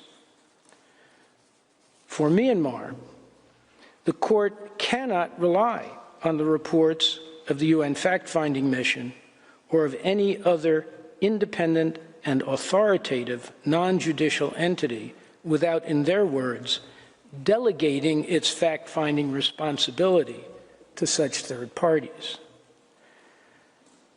Mr. President, it doesn't take a Newton, Professor Michael of Vanderbilt, or Sir Isaac of the English Enlightenment to appreciate the lack of gravity in Myanmar's argument. With the evidence so overwhelmingly against it, Myanmar has no choice but to invent a reason, no matter how unreasonable, to disqualify that evidence. Myanmar has got it completely wrong. In fact, the court has regularly relied on the reports of independent fact-finding bodies, especially UN bodies, to assist it in its own determination of the facts.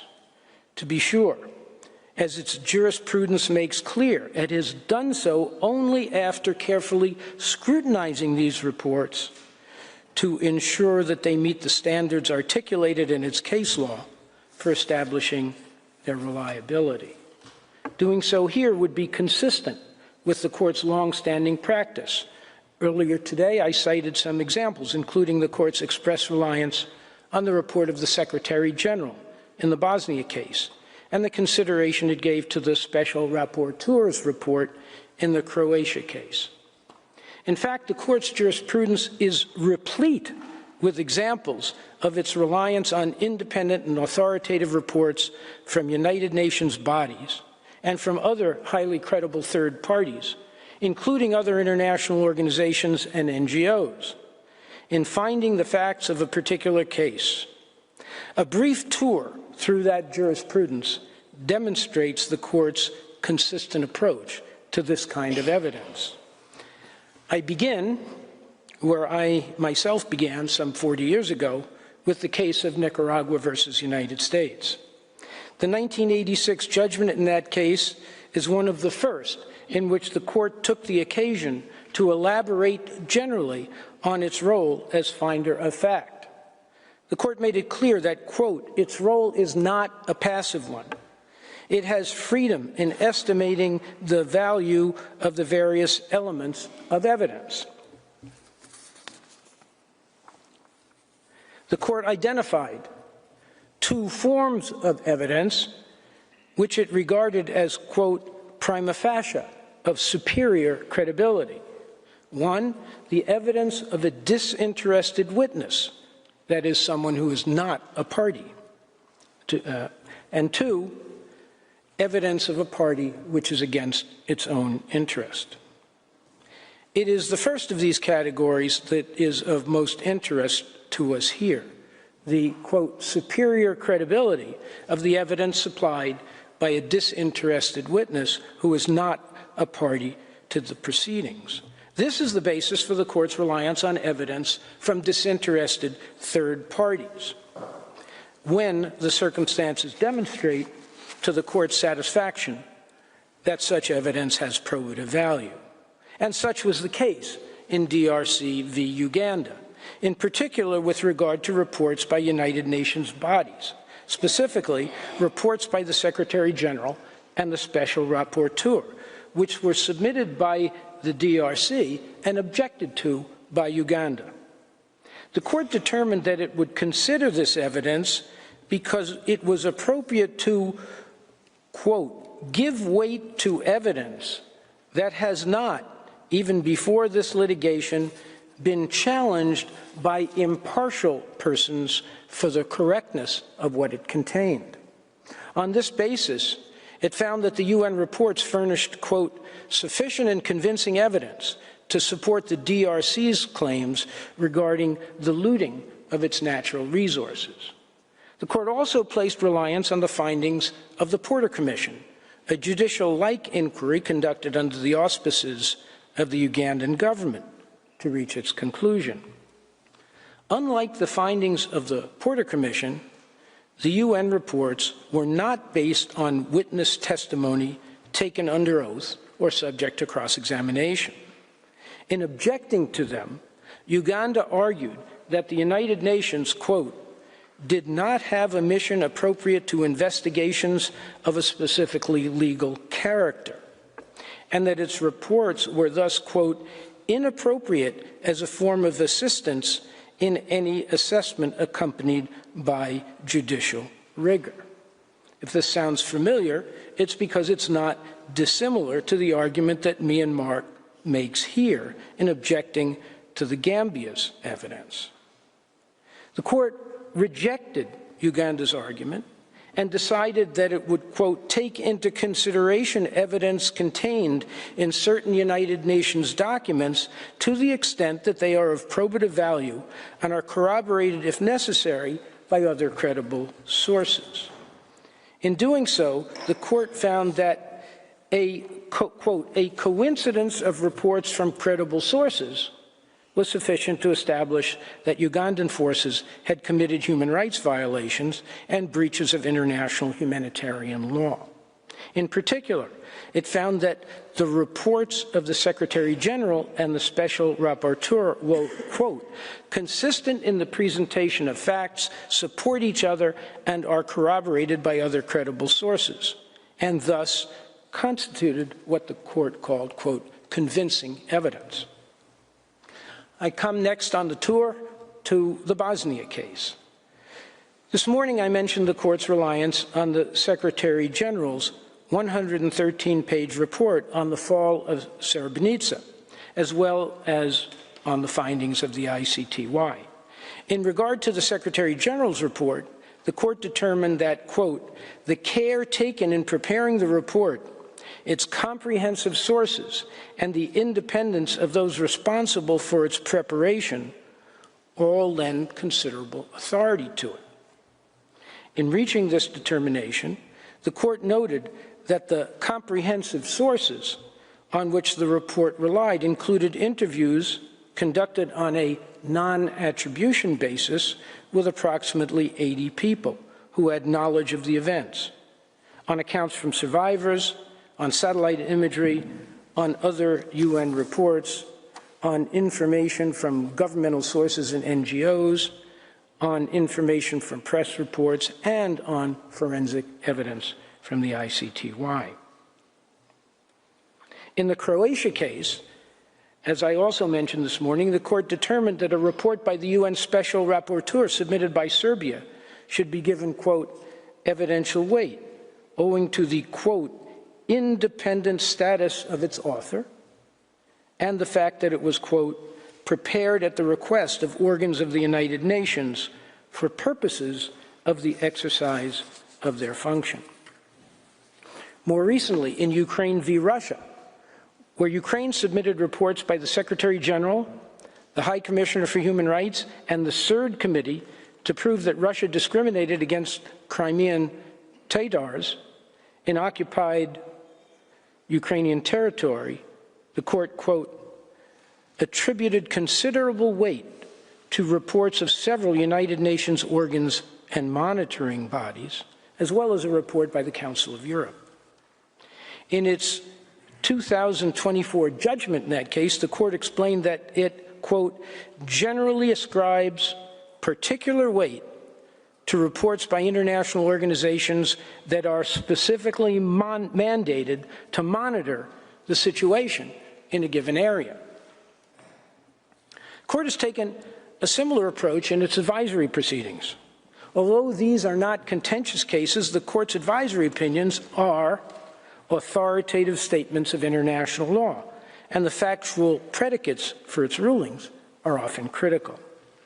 There is no reason to assume that the court has employed a lower threshold of reliability in assessing the evidence in such cases. In fact, its jurisprudence tells us that it employs the same principles as in contentious cases.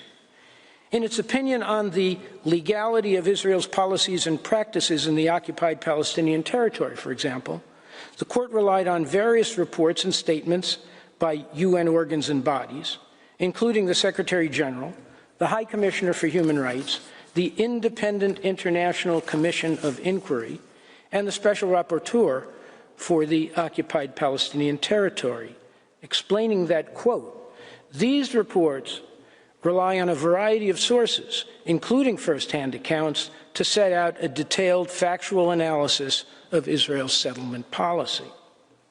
In the same 2024 advisory opinion, the court cited as precedent for its reliance on these UN reports its practice in contentious cases, including expressly the DRC, Bosnia, and Ukraine cases.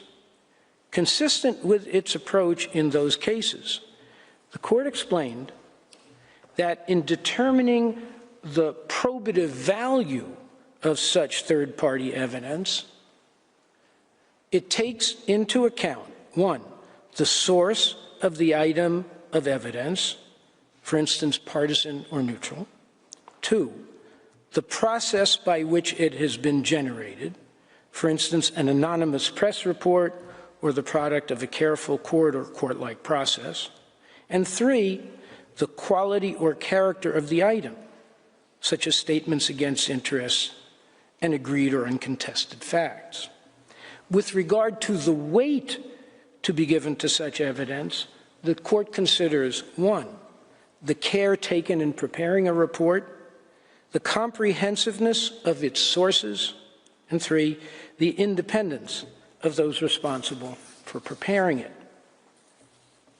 Applying these criteria to the evidence submitted by the Gambia, especially the FFM and the IIMM reports, there can be no doubt of their probative value or that they merit great evidentiary weight. First, let us consider the independence, neutrality, and lack of partisanship of those responsible for preparing these reports.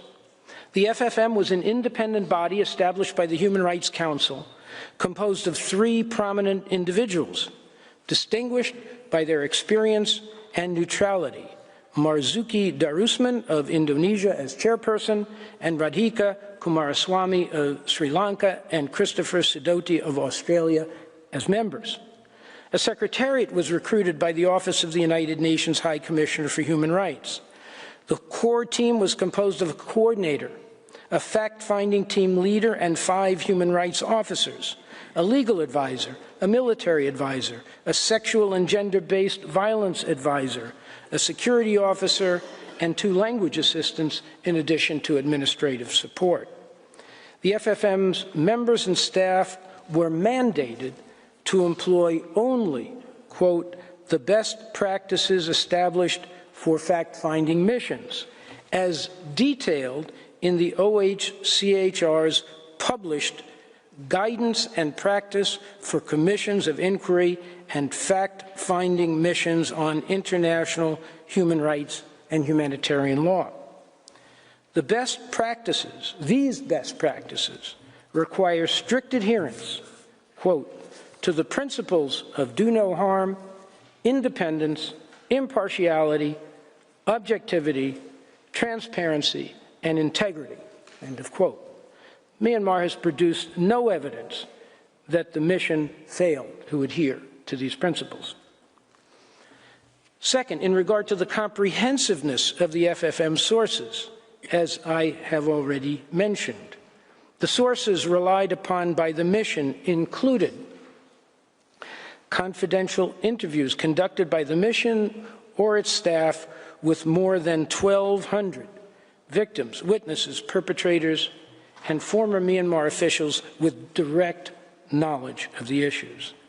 Satellite imagery, authenticated video and photo material, publicly available admissions of relevant facts by Myanmar officials, laws, policies, and directives of Myanmar, internal Myanmar documents, and statistics, surveys, and other quantitative information generated by Myanmar or the United Nations. Third, the FFM's reports were prepared with diligence and care. As stated in the 2018 report, the FFM carefully assessed, quote, the reliability and credibility of each source and, quote, considered the information's relevance to the fact-finding work, its internal consistency and coherence, and its consistency with and corroboration by other information, among other factors. In particular, individual cases or incidents contained in the report are based on at least one credible source of first-hand information, which was independently corroborated by at least one other credible source of information. Specific major incidents, such as those set out in Chapter 5 on Rakhine State, are based on multiple accounts from eyewitnesses and victims, allowing for in-depth fact-finding and detailed event reconstruction. Where the report describes patterns of conduct, these are based on multiple credible sources of first-hand information, which are consistent with and corroborated by the overall body of credible information collected. For its 2018 report alone, the FFM, quote, conducted 875 in-depth interviews with victims and eyewitnesses in Bangladesh, Indonesia, Malaysia, Thailand, and the United Kingdom, taking care to, quote, diversify its sources of information by interviewing, quote, individuals from different ethnic and religious backgrounds and a number of members of non-state armed groups, as well as some former officials of Myanmar state institutions, end of quote. For its 2019 report, the mission conducted more than 400 interviews with victims and eyewitnesses.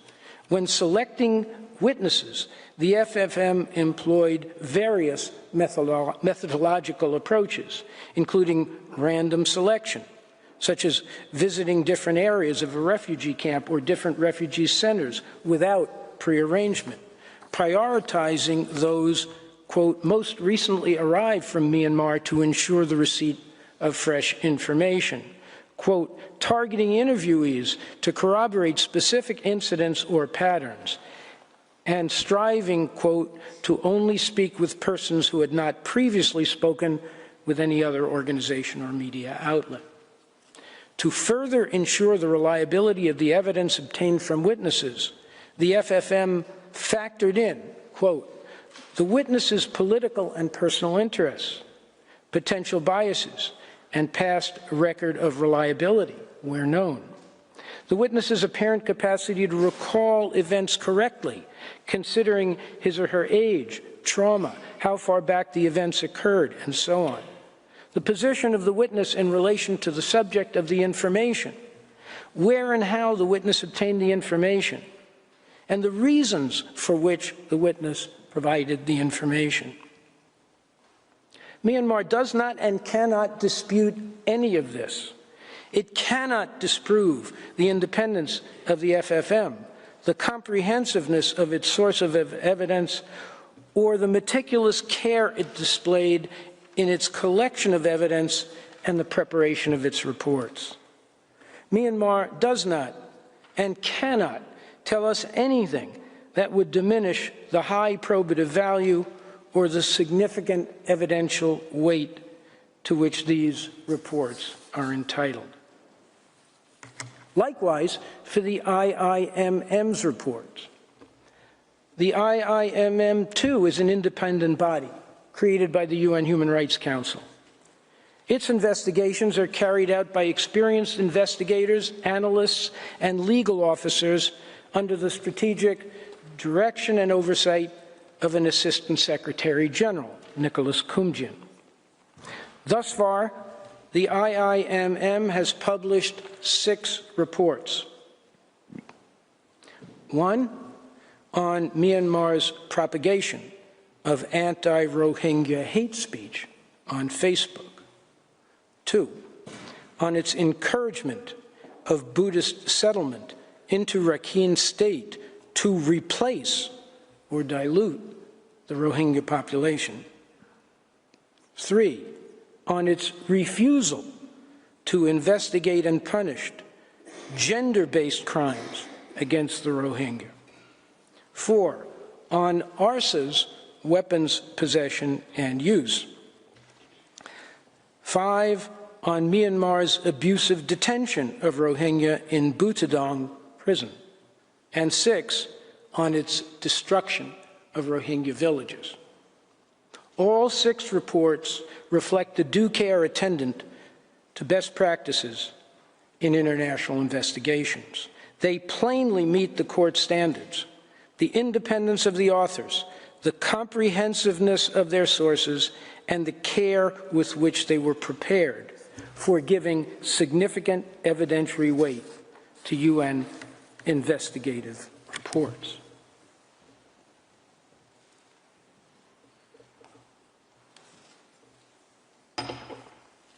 Mr. President, we do not suggest that the court should accept and attribute the weight they deserve to the FFM reports and the IIMM reports relied on by the Gambia simply because they were produced by United Nations bodies.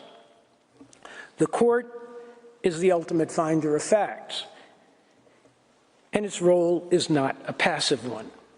It must determine for itself, in the exercise of its discretion, the reliability and weight of the evidence submitted to it by the parties.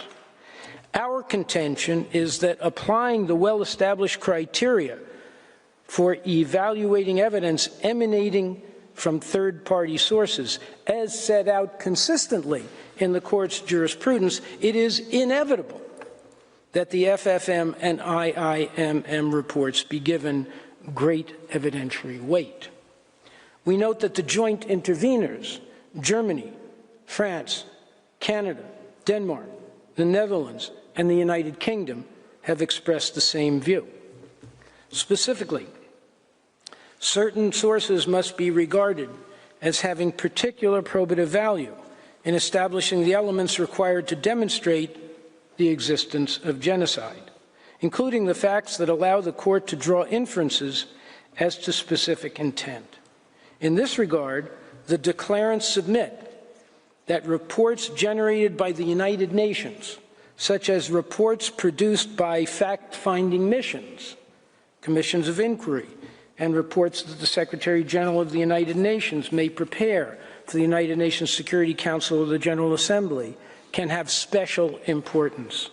Indeed, such reports can be particularly credible because they emanate from a disinterested witness. Myanmar alone disagrees. As I said earlier, they take the extreme position that the FFM and IIMM reports have, quote, no evidential weight whatsoever. Zero. Nothing. Rien. Of course they take this position. They know that the 2 FFM and 6 IIMM reports provide compelling evidence that Myanmar committed the actus reus of genocide and acted with genocidal intent against the Rohingya group. Their only hope of avoiding an adverse judgment by the court is somehow to disqualify that evidence. To that end, Myanmar takes 3 different swings at the FFM and IIMM reports. Every one of them misses by a wide margin. First, Myanmar argues that these reports are, quote, incomplete and one-sided because Myanmar itself did not participate in the investigative process. Now, that is far from a convincing argument, but we can't help but be impressed by its audacity. It is true that Myanmar did not participate in the investigative process. But let us not forget that this was because Myanmar refused to cooperate with the United Nations in any way, including by refusing to allow any FFM or IIMM personnel entry into its territory or to accommodate any of their requests for information or access to witnesses. In other words, Myanmar now invokes its own refusal to cooperate to undermine the value of the reports. Yet it is undisputed that the FFM, reached out to Myanmar on at least 5 occasions to request in-country access, and it submitted to Myanmar a detailed list of questions to obtain information and documents, and that Myanmar refused to respond to any of these overtures. It is also uncontested that prior to the publication of each report in 2018 and again in 2019, the FFM shared its draft findings and recommendations with Myanmar, offering an opportunity to comment or make factual corrections, and that again, Myanmar made no response. Similarly, as Assistant Secretary General Kumjin attests, as of 17 November 2025, the IIMM had issued 26 requests for information to the government of Myanmar, quote, including information that the Myanmar authorities may deem to be potentially exonerating, such as information on alleged attacks by ARSA. However, quote, the Myanmar authorities have not responded to any of these requests. How can they now complain to the court about allegedly one-sided reports when they have been given multiple opportunities to present their side and review the materials, but they refuse to do so? In any event, both the FFM and the IIMM have attempted in good faith to obtain evidence from sources close to Myanmar that might be supportive of Myanmar's position, including evidence on the nature of the threat supposedly posed by ARSA.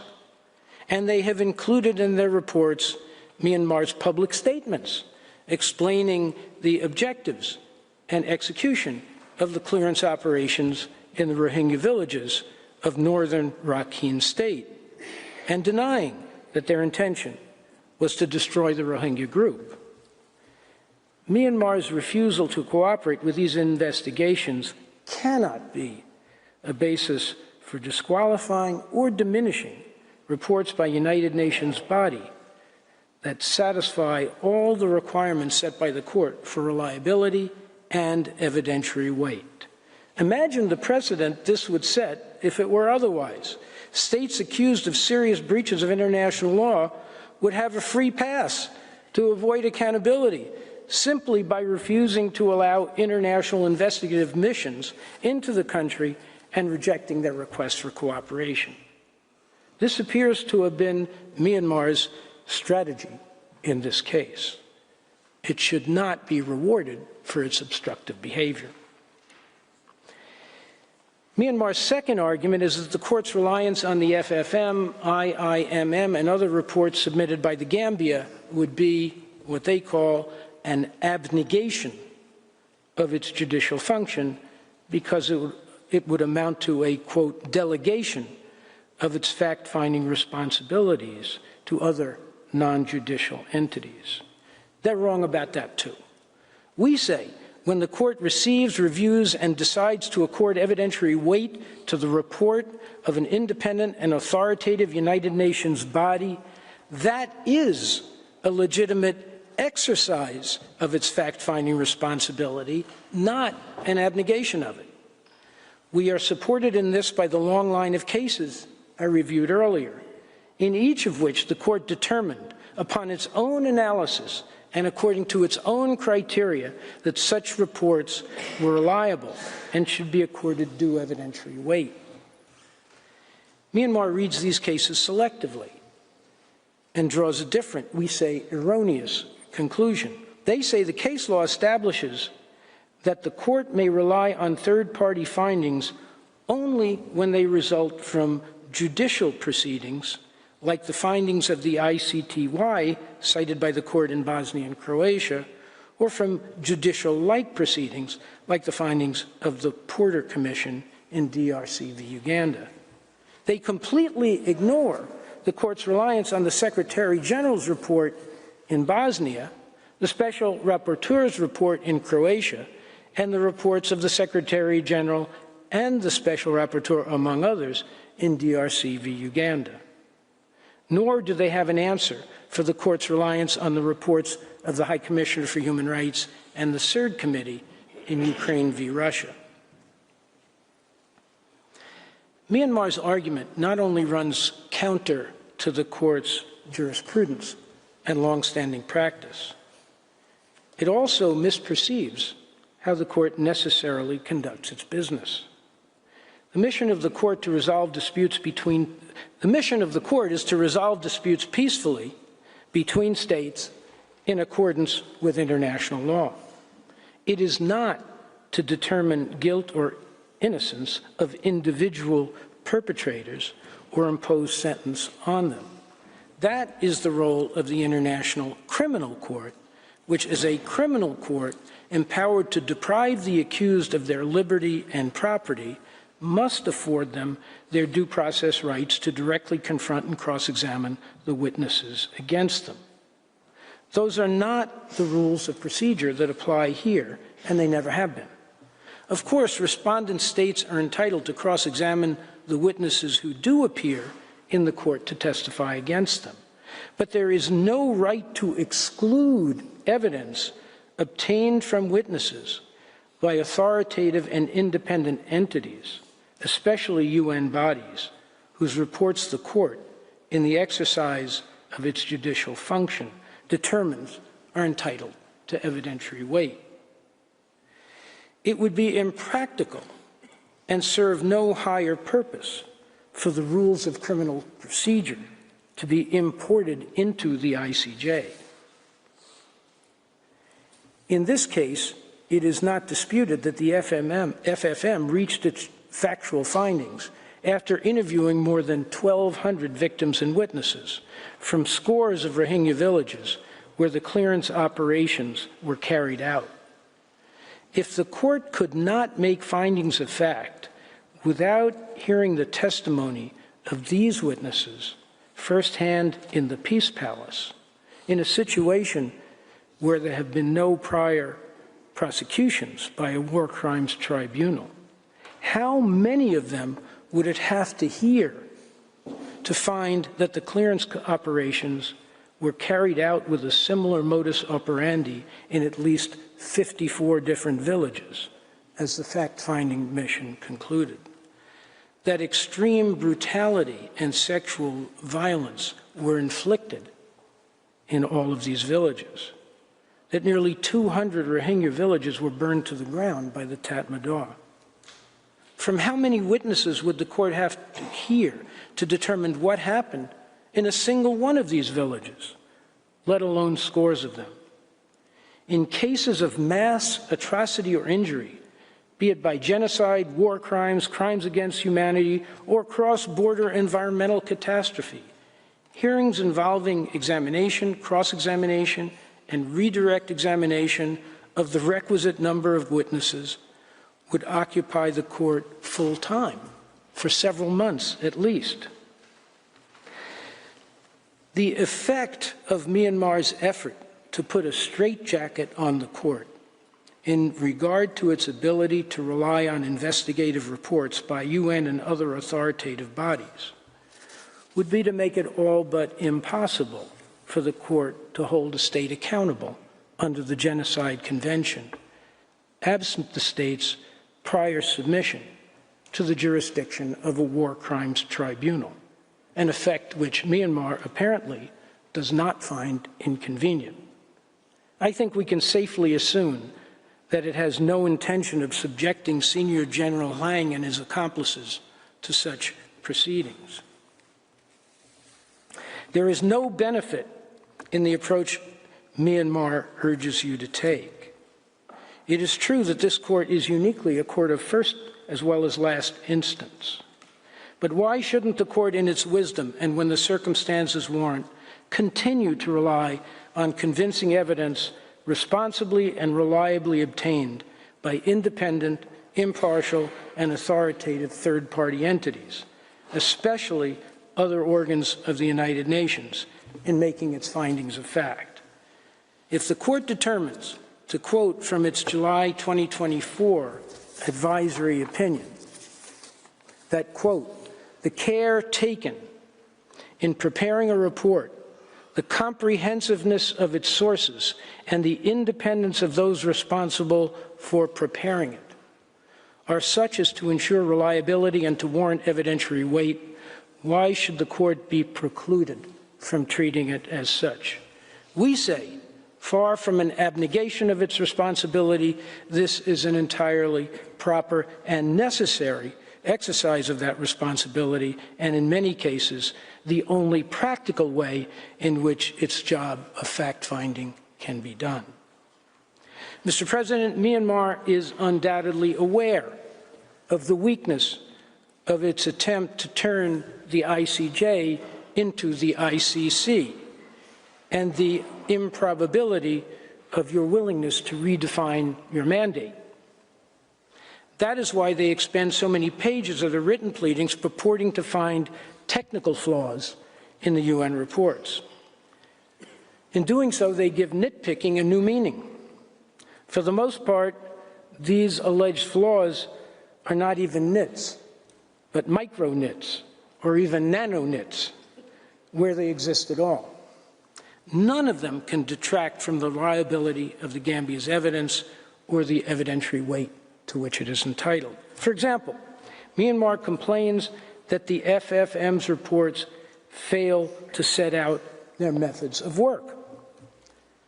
But in fact, the reports have entire sections dedicated precisely to that purpose, and they confirm that in carrying out their investigation, the mission's members and staff scrupulously employed and adhered to the best practices spelled out in the OHCHR's guidelines.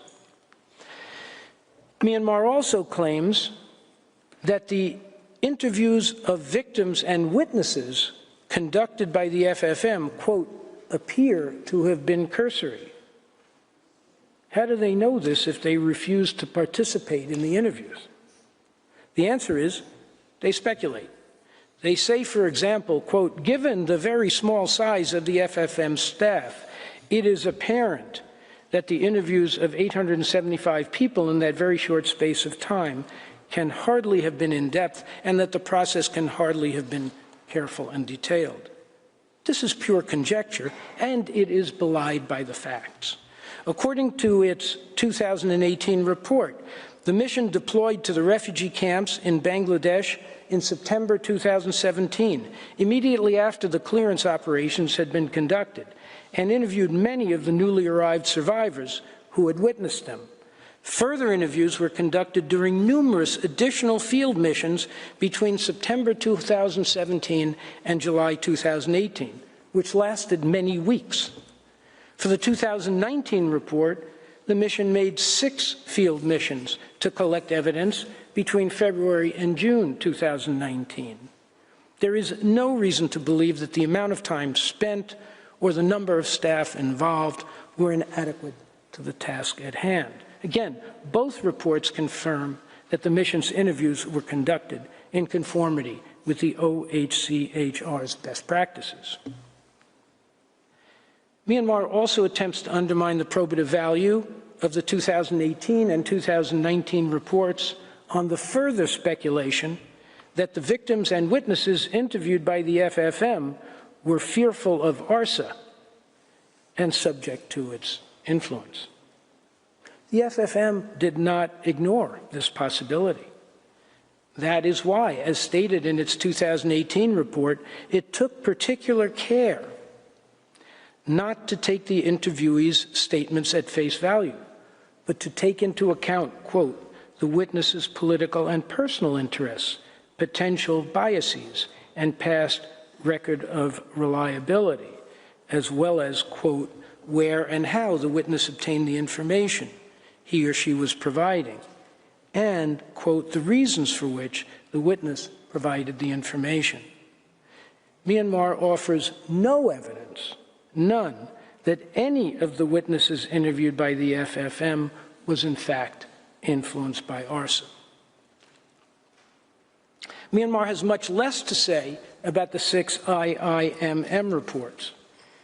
It argues only that they are, quote, not the best evidence of the facts stated in them, because they provide, quote, secondhand descriptions of the evidence. But this cannot be a reason for distrusting the reports. All investigative reports, including those on which the court has previously relied, are necessarily secondhand accounts, since the investigators who author the report are not themselves eyewitnesses to the events that are described.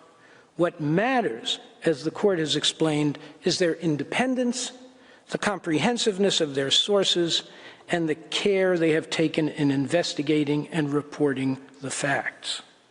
Myanmar has nothing to say about any of this in respect of the IIMM's reports.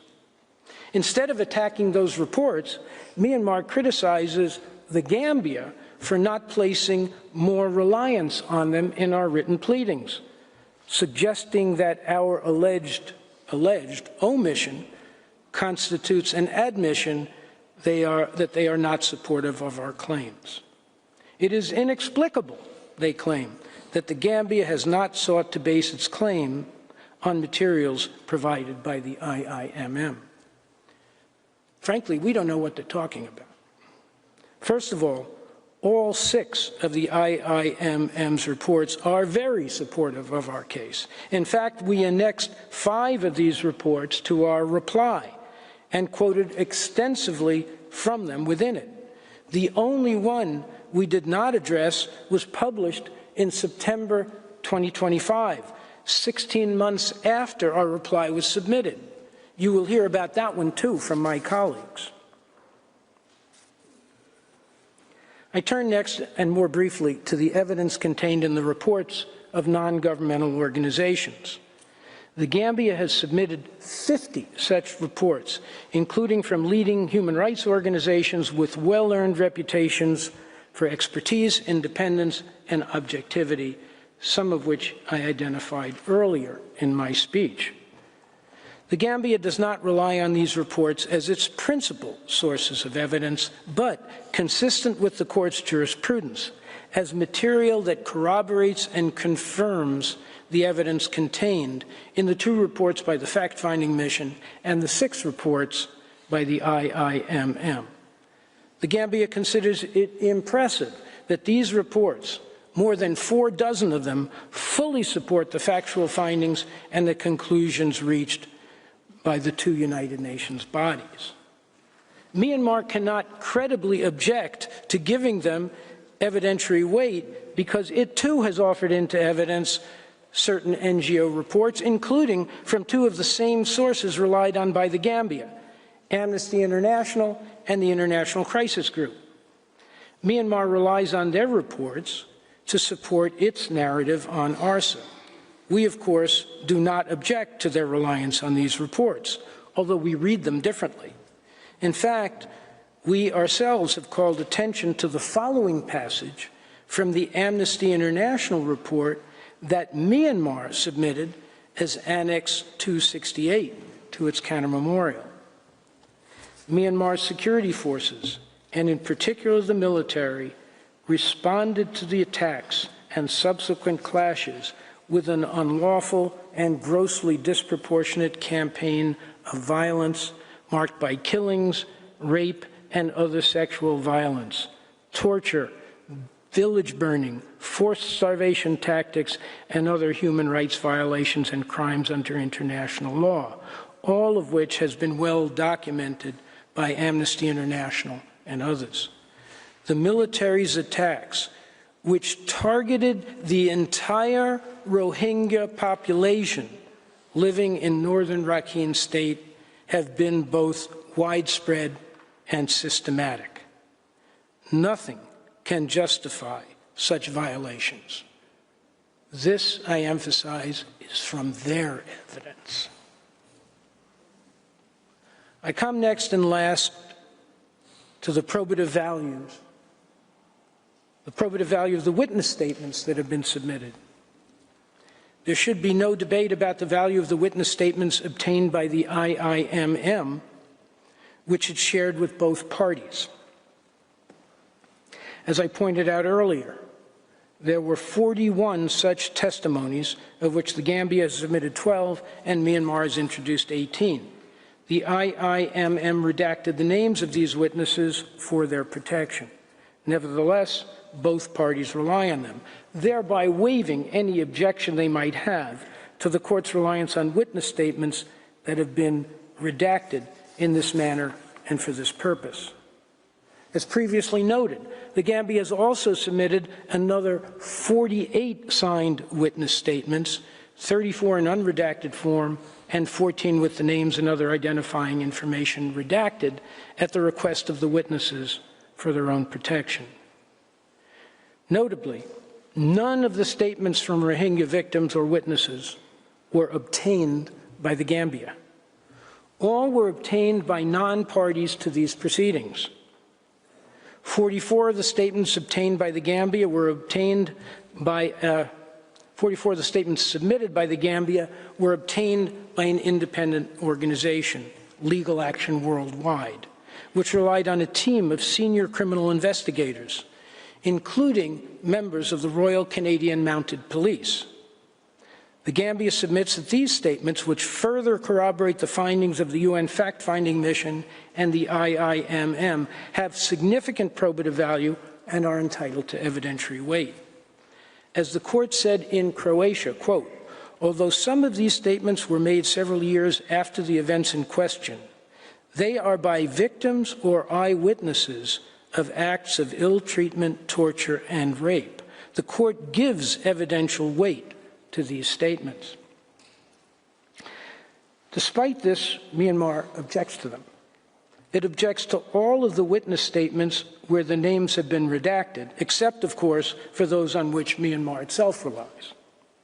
In this regard, we refer again to what the court said about unsigned statements in Croatia. Quote, the absence of signatures of the persons who made the statements or took them does not in principle exclude these documents.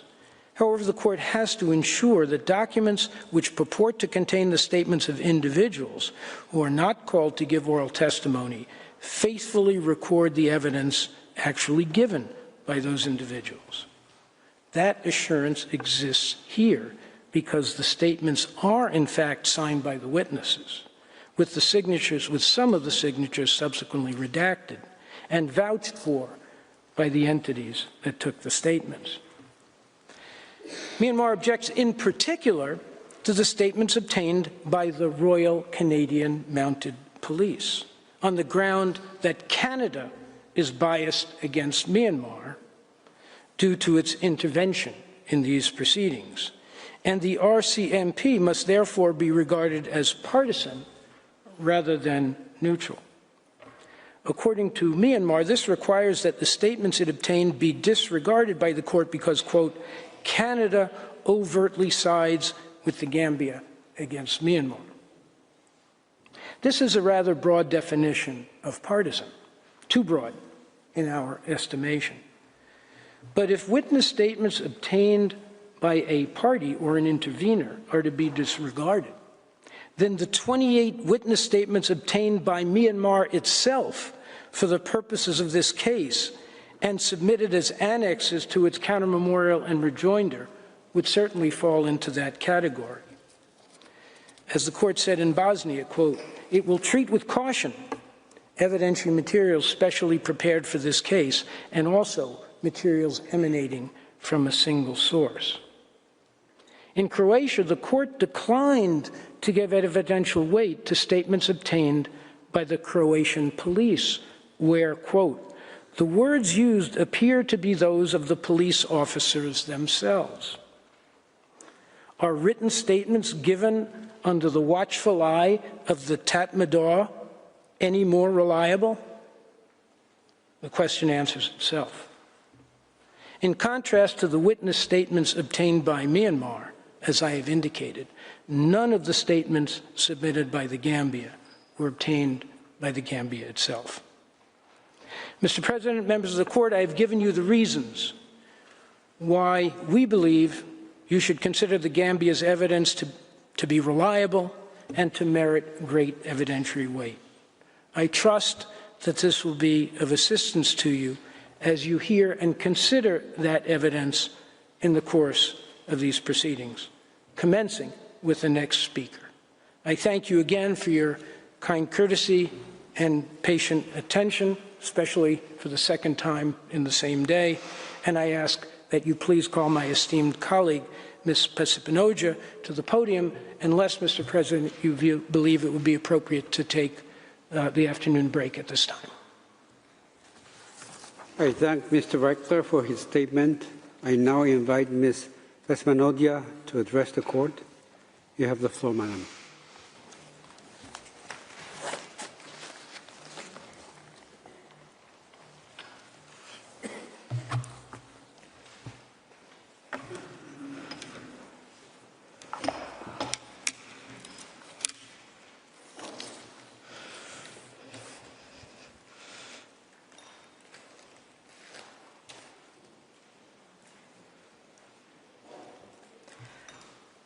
Mr. President, distinguished members of the court, it is a privilege to appear before you on behalf of the Gambia.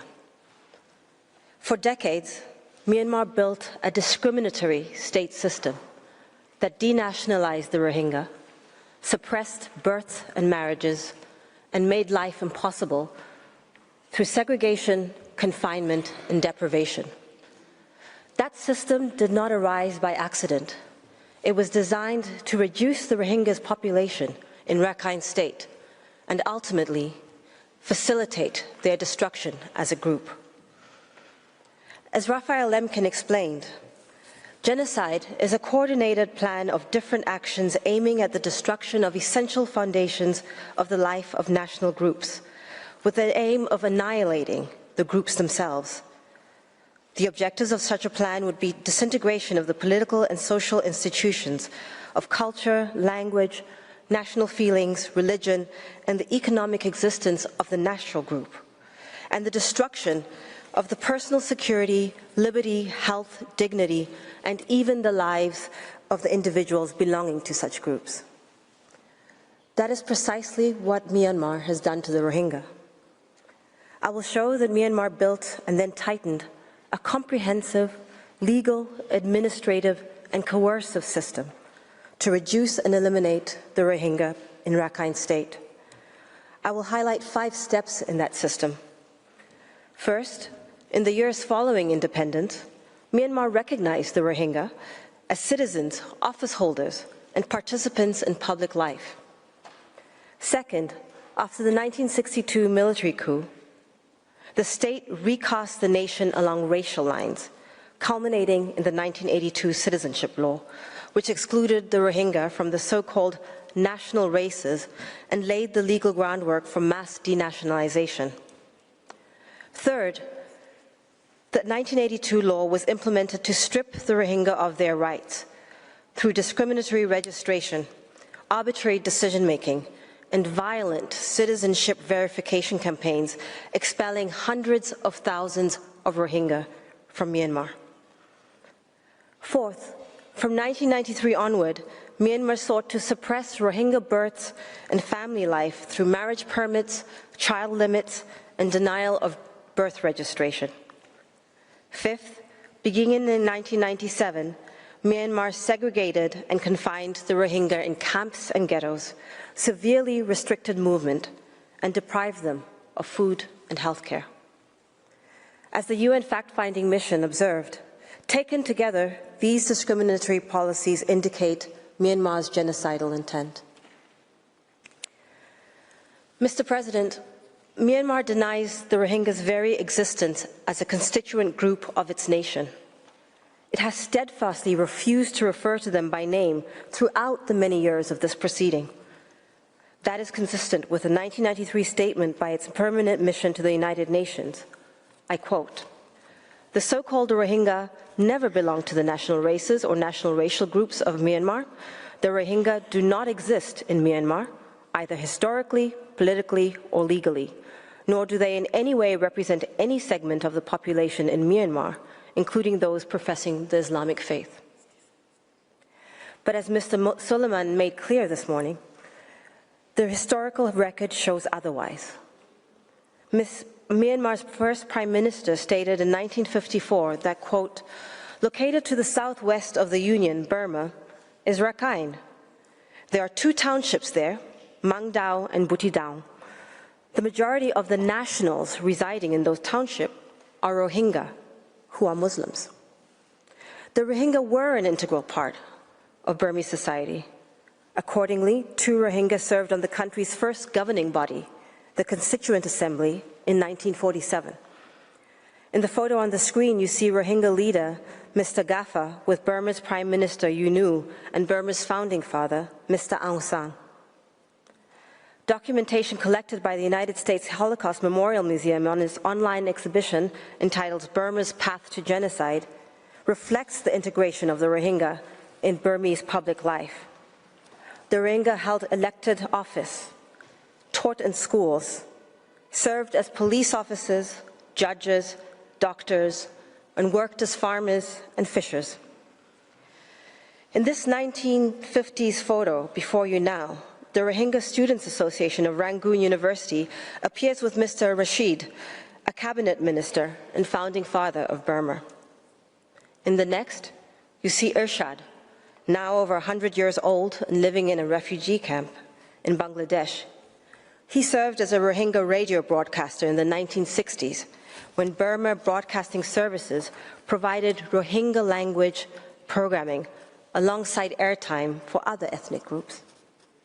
And in the next, you see examples of national registration cards that the Rohingya held, just like other nationals. As Rohingya National Member of Parliament Yu Kwa Min explains, holders of those cards had the right to possess immovable properties, the right to public jobs, insurance, social security, and professional education. He also recounts how Rohingya representatives were invited to Union Day celebrations as part of the union races. In sum, the Rohingya community had a recognized place in Myanmar's post-independence nationhood.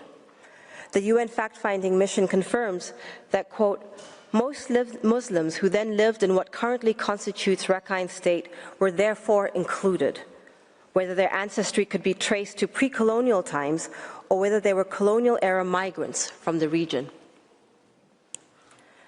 The exclusion of the Rohingya from the Burmese society began after the 1962 military coup. As Professor Cheeseman, director of the Myanmar Research Center at the Australian National University, explains, at that time, the concept of national races, Tainyintha in Burmese, assumed an unprecedented place in state lexicon, and thereafter in the state-building program. General Ne Win's regime began to construct a vision for a utopian Burmese society defined by a unified set of national races. Professor Cheeseman chronicles the various books on national races that were published by General Ne Win's political party in the 1960s, and how following the return of his military regime in 1988, national races were invoked on every broadcast, publication, and at every major event. A few days before the promulgation of the 1982 citizenship law, General Ne Win declared, I quote, racially, only pure-blooded nationals will be called citizens. That statement captures the decisive shift of the 1982 law. Citizenship ceased to be a civic status tied to residence and descent and became primarily contingent on racial categorization. Section 4.2 of the 1948 Union Citizenship Act had provided that any person would be deemed a citizen if their ancestors had for at least 2 generations made a territory of the Union their permanent home, and both the person and their parents were born there. Reflecting the insignificance of race, national registration cards did not identify the cardholder's race.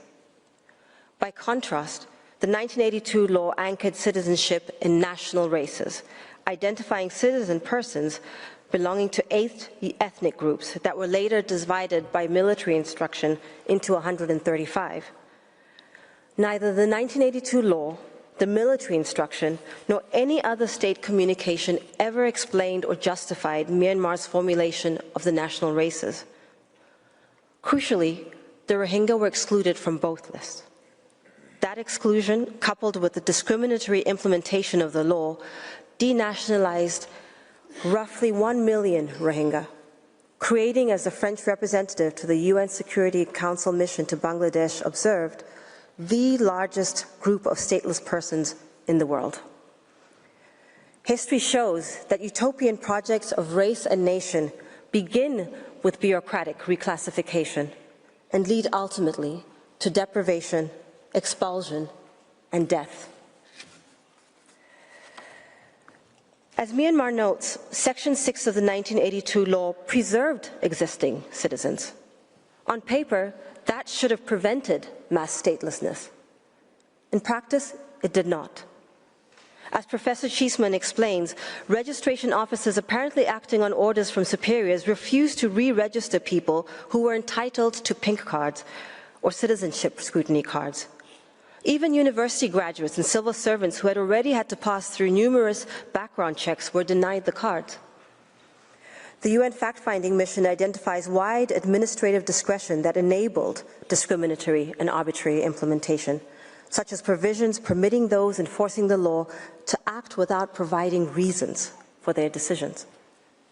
Even Myanmar's own Advisory Commission on Rakhine State reported in 2017 that out of roughly 1 million stateless Muslims in Rakhine State, only about 4,000 were recognized as citizens or naturalized citizens. Thus, over 99% were denied even associate or nationalized citizenship. This bureaucratic assault was accompanied by violence. In 1978, Operation Nagamin, or Dragon King, ostensibly a registration exercise ahead of a census, saw military assaults and destruction of property that led to the flight of over 200,000 Rohingya to Bangladesh. The image on the screen was taken then. Another operation, Operation Pitaya, which means clean and beautiful nation, was carried out in Rakhine State between 1991 and 1992.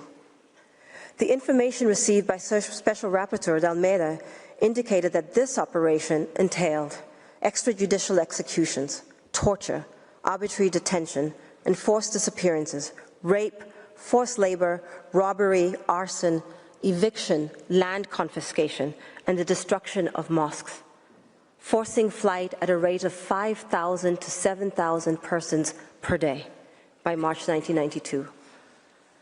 A subsequent report by UN Secretary General Boutros Boutros-Ghali recorded over 250,000 Rohingya fleeing to neighboring Bangladesh to seek asylum. After confiscating prior national registration cards, Myanmar began issuing temporary registration cards, white cards, to members of the Rohingya in 1995. These cards expressly denied citizenship and residence rights. The cards also introduced race and religion identification, branding the Rohingya as Bengali. In 2014, Myanmar launched another verification process. White cards were exchanged with national verification cards, which emphasize that they do not evidence citizenship and that cardholders are persons who, quote, need to apply for citizenship. Although the cards themselves did not identify race, authorities compelled applicants to forswear their Rohingya identity and register as Bengali to obtain the cards, thereby conditioning access to food, healthcare, fishing licenses, and other employment on rejection of their Rohingya identity. Myanmar also pursued policies aimed at suppressing Rohingya family formation and births, deliberate demographic engineering, cloaked in administrative language. A Mongnu regional order from February 2008 titled Regional Order and Processes for Controlling Bengali Population justified control on, quote, extremely high population density, population increase beyond the international standards, and children who are not controlled and systematically taken care of by the parents, creating problems for the human environment. The order imposed a prior permission regime on all Islamic marriages, requiring review by various authorities and border police, as well as registration with the so-called Illegal Entry Prevention People's Group, while certain aspects of the order applied to Mongnu's non-Muslim minority, particularly onerous conditions applied uniquely to Muslims. a dedicated annex listed additional requirements solely for, quote, Bengalis who apply for permission to marry, confirming the order's discriminatory focus on Rohingya. Even where permission was granted, couples were required to limit the number of children in order to control the birth rate. The order also restricted marriage timelines, banned under-18 marriages, and criminalized relations outside wedlock. The order specified various punishments for violations of its provisions, including up to 10 years imprisonment. The order expressly justified itself as being, quote, for the good of the region and the race. The race here is, of course, to the exclusion of the Rohingya. Myanmar also attacked legal identity at its source. It denied birth certificates to Rohingya newborns. Even Myanmar concedes that birth registration of Rohingya babies came almost to a halt after the violence of 2012. In fact, as reported by the UN fact-finding mission, the UN Special Rapporteur, and the UN High Commissioner for Human Rights, Myanmar stopped registering the Rohingya births in the 1990s.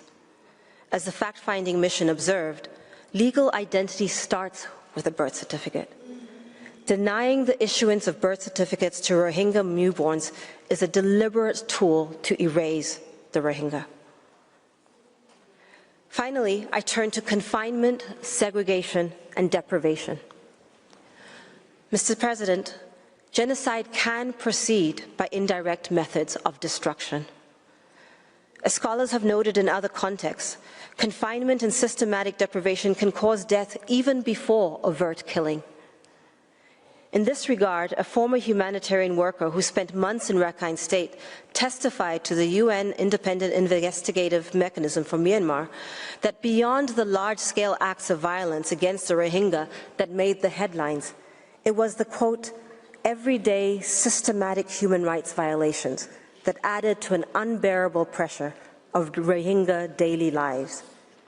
He said he considers Myanmar's conduct tantamount to genocide because the Rohingya just simply couldn't live.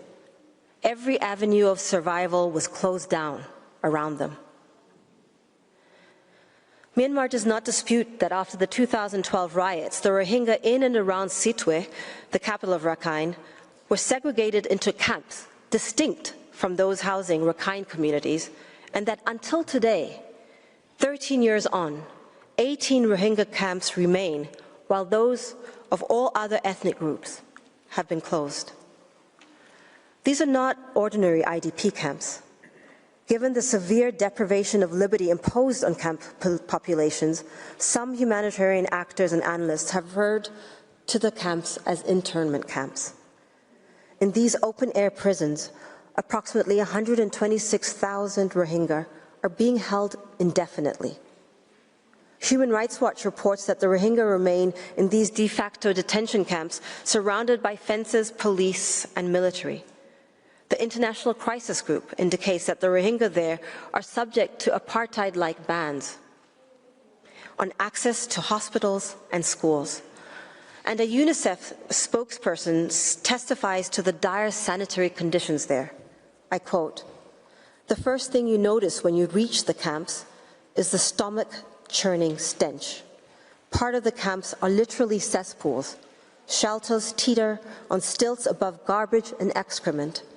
One camp manager reported 4 deaths among children ages 3 to 10 within the first 18 days of December 2018. Outside the camps, Rohingya have also been forced to live separately in the Aung Mingala ghetto in Sitwe. Contrary to Myanmar's assertions of freedom of movement there, independent parties such as Médecins Sans Frontières report that for over a decade, Rohingya have been confined to this small neighborhood, denied freedom to move, with police outposts guarding it day and night. The UN fact-finding mission also stressed that in Aung Mingala, the Rohingya are trapped and guarded by armed police, checkpoints, and barbed wire. When George Soros, founder of Open Society Institute, visited it in 2015, he reported as follows, I quote, "In Aung Mingala, I heard the echoes of my childhood. You see, in 1944, as a Jew in Budapest, I too was a Rohingya. Much like the Jewish ghetto set up by Nazis around Eastern Europe during World War II, Aung Mingala has become the involuntary home to thousands of families who once had access to healthcare, education, and employment. Now they are forced to remain segregated in a state of abject deprivation. The Rohingya who are not confined in camps or ghettos are subject to severe movement restrictions that confine them to their villages and surrounding areas. The UN fact-finding mission describes a layered system of written and unwritten rules enforced through village and township-level curfews, permits, and numerous security checkpoints administered arbitrarily and conditioned on bribes. To travel between townships, Rohingya must obtain temporary Form 4 permits, departure certificates from their village administrators. The UN mission records that by August 2017, there were more than 160 checkpoints in northern Rakhine, where Rohingya were uniquely subjected to questioning, extortion, and intimidation, unlike ethnic Rakhine. The Rohingya in Rakhine State had long sustained themselves through fishing, farming, and trading, but since 2012, curfews have curtailed early morning and night fishing. Fishermen are required to pay checkpoint fees and surrender part of their catch, and those found on the quote-unquote wrong area risk ill treatment, arrest, and violence. The UN mission finds that Myanmar's movement restrictions and specific limitations on access to fishing grounds, agricultural lands, and forests impede access to food and livelihood. Myanmar's harm on humanitarian access exacerbate these harms. The UN mission documents that access to Mangdao, Butidang, and Ratadang were severely restricted after the 2012 violence, and again in mid-2017 prior to the August 2017 clearance operations. In one example, Myanmar chose to revoke the travel and activity permissions of all humanitarian agencies assisting the Rohingya in Rakhine State in 2017, simply because the World Food Programme had published a report about malnutrition in Rakhine, pointing out that virtually no Rohingya children under age 2 met minimum diet requirements.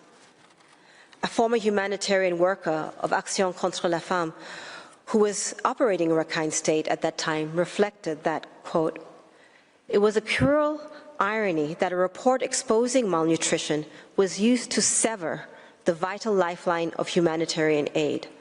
I recall the ACF nutrition team leader, Laura, saying in no uncertain terms that this decision would have immediate consequences. Children would die because our aid was being cut off." Discriminatory movement controls also translate directly into barriers to healthcare.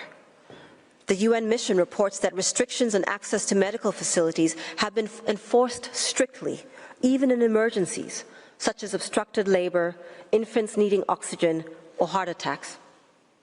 It observes that through these movement restrictions, Myanmar has exposed Rohingya to, I quote, "unnecessary suffering, immediate and long-term health risks, and preventable deaths." Members of the Court, Myanmar's policies targeting the Rohingya operated in tandem with an affirmative state program to alter the demography of northern Rakhine by inviting foreign Buddhists to settle in Rohingya majority areas. The UN Independent Investigation Mechanism for Myanmar has analyzed official documents and state media showing that from 2013 to 2018, authorities encouraged Buddhist communities from Bangladesh's Chittagong Hill tracts to immigrate and settle in Rakhine State. The government's own newspaper reported that, quote, 742 households and 3,433 family members who moved from Bangladesh are being accommodated in Natala model villages and subsidized with household commodities and food for a one-year period. Not only were Buddhists from Bangladesh invited to immigrate to Rohingya majority areas in Myanmar, government agencies incentivized their resettlement by providing housing, farmland, rations, and cash, and issuing immigration permits and travel authorizations enabling free movement. legal capacities categorically withheld to the Rohingya born and living in Myanmar. Significantly, Myanmar also placed these Buddhist migrants on an expedited path to citizenship and granted them citizenship scrutiny cards. Myanmar's enactment of these policies, while denationalizing, suppressing births, segregating, confining, and depriving the Rohingya of access to food, healthcare, and livelihood, provides further evidence of its intent to diminish and erase the Rohingya in Rakhine State. As the UN fact-finding mission observed, considered alongside the criminal acts that followed, Myanmar's discriminatory policies support the inference that it deliberately imposed conditions of life calculated to bring about the Rohingya's destruction in whole or in part. In 1946, the Nuremberg Tribunal found that a series of discriminatory laws aimed at eliminating Jews from the German life and economy paved the way for the final solution. So too here, Myanmar's discriminatory policies paved the way for the genocidal clearance operations. Mr. President, members of the Court, this concludes my submissions. I thank you for your attention, and may I respectfully invite you to call Mr. Suleiman to the podium after the afternoon break. I thank Ms. Pasipanodia for her statement. Before I give the floor to the next speaker, the Court will observe a break of 15 minutes. The sitting is suspended.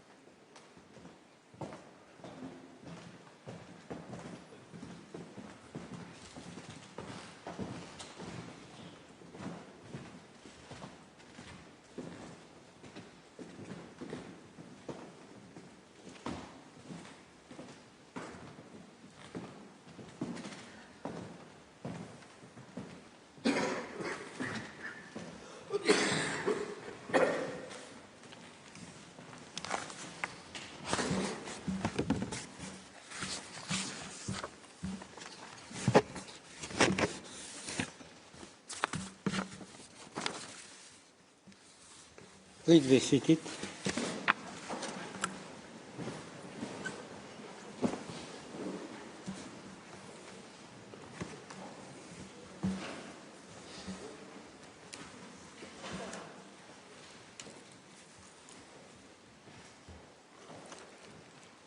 The sitting is resumed.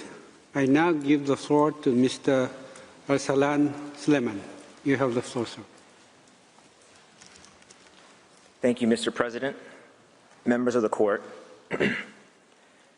Before the break, you heard about Myanmar's decades-long program of otherizing the Rohingya by denationalizing them and implementing policies to persecute them. I will now focus on related but distinct indicators of genocidal intent. Myanmar's campaign of hate speech and propaganda against the Rohingya, and the hateful utterances of Myanmar soldiers during the clearance operations. As I will discuss in detail, Myanmar's anti-Rohingya hate campaign served to dehumanize the Rohingya group and incite hatred and violence against them. At its core, this propaganda portrayed the Rohingya as subhuman and as an existential threat to the Buddhist majority population of Myanmar, such that violence against the Rohingya was not just acceptable, it was necessary. This hate campaign stretched over many years and was disseminated through various forms of media, including through speeches by the chief of Myanmar's military junta, Senior General Min Aung Hlaing. It included admitted fabrications about the Rohingya group, as well as the clandestine military use of Facebook accounts to spread hatred of the Rohingya. The anti-Rohingya propaganda served both to justify and incite the genocidal violence during the 2017 clearance operations.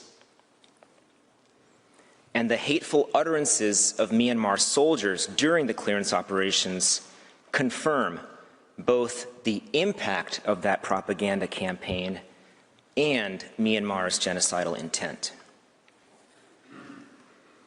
I begin my presentation by showing, with the assistance of historical comparisons, that anti-Rohingya hate speech and propaganda are compelling indicators of genocidal intent. I will then focus on representative examples of anti-Rohingya hate speech and propaganda disseminated through various means, including openly by Myanmar officials, surreptitiously through Facebook accounts, collaboratively by and through extremist Buddhist monks, and finally by Myanmar soldiers during the clearance operations. The inescapable conclusion is that Myanmar acted with genocidal intent as it engaged in its brutal clearance operations against the Rohingya group. The UN fact-finding mission identified two indicators of genocidal intent related to what the Gambia refers to as hate speech or anti-Rohingya propaganda.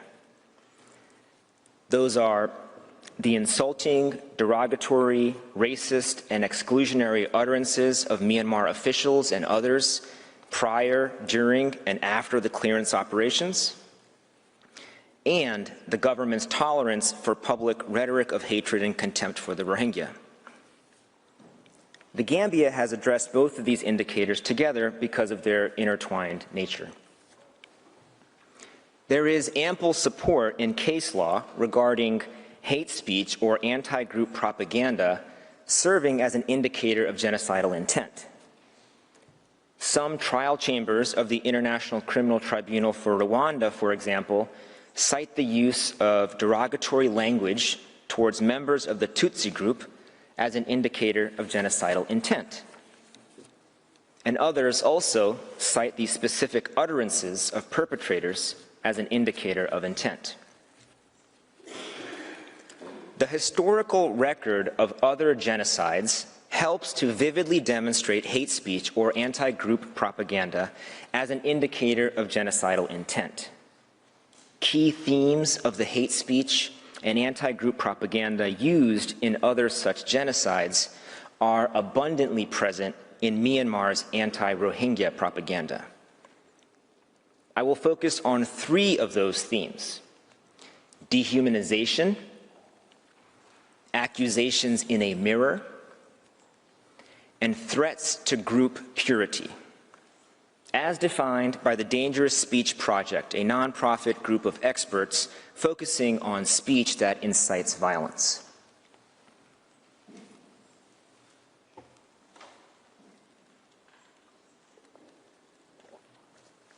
The first theme is dehumanization, a critical element in the path to genocide. Hate speech or propaganda that dehumanizes the target group prepares a population to tolerate or engage in violence against that group. Dehumanizing rhetoric often compares the target group to animals, insects, or biological hazards. The point of such comparisons is to make the desired outcome of the speaker, destruction of the targeted group, the natural response to such a threat. In Rwanda, Hutu hate speech against the Tutsi group notoriously referred to them as inyenzis, or cockroaches, that required extermination. During the Cambodian genocide, the Khmer Rouge regime's enemies were called microbes, or a sickness that needed to be eliminated or removed. The Nazis carried out a long propaganda campaign against Jews, portraying them as vermin, subhuman, and an inferior race. As I will show later, various types of Myanmar's anti-Rohingya propaganda and hate speech dehumanized the Rohingya by using slurs like kalar and referring to them as dogs, carp, crows, maggots, ogres, fleas, and thorns that required elimination. The second theme is called accusations in a mirror. According to the Dangerous Speech Project, the most powerful way to foment intergroup conflict is to frame violence as the only way to protect an in-group against greater harm, even annihilation.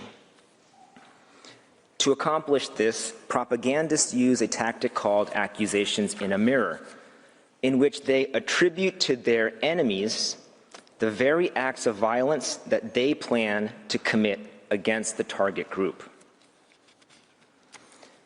The term accusations in a mirror originates from a propaganda manual found in Rwanda. Hutu propagandists like Leon Mugesera used this tactic to justify and foment violence against the Tutsis. In one example, Mugesera stated, "These people called inyenzis, cockroaches, are now on their way to attack us. They only want to exterminate us. They have no other aim." The Nazis employed the same tactics against the Jews. For example, a 1941 pamphlet authored by Joseph Goebbels asks, "Who should die, the Germans or the Jews? You know what your eternal enemy and opponent intends for you. There is only one instrument against his plans for annihilation." General Ratko Mladic, the butcher of Bosnia, who was found guilty of genocide for directing the killings at Srebrenica, had claimed that Muslims, quote, were planning for the complete annihilation of the Serbian people. The use of accusations in a mirror by these individuals in their respective historical contexts in Rwanda, Nazi Germany, and Bosnia exposes their genocidal intent. And as I will soon show, Myanmar, and Senior General Min Aung Hlaing in particular, unambiguously made very clear use of accusations in a mirror. They falsely accused the Rohingya of posing a genocidal threat to Myanmar's Buddhist majority population in order to justify the genocidal clearance operations against them and incite other ethnic groups, especially the Buddhists of Rakhine State, to join and support the slaughter. The last theme is threats to group purity. In such messaging, the hate speech or anti-group propaganda focuses on the threat that the targeted group poses to the purity of one's group. Nazi propaganda often focused on the threat to Aryan racial purity posed by Jews and other targeted groups accused of corrupting German society. Similarly, much of Myanmar's anti-Rohingya propaganda focuses on the threat posed by the Rohingya to the racial purity of Myanmar's so-called national races.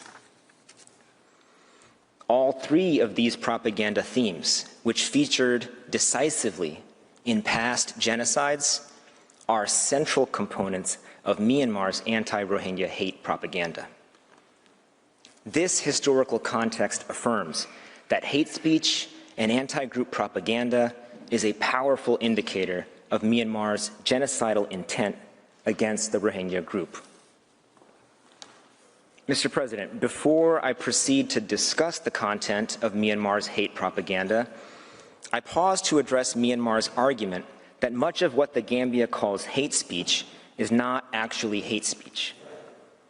First, whether the content at issue meets a specific definition of hate speech is immaterial.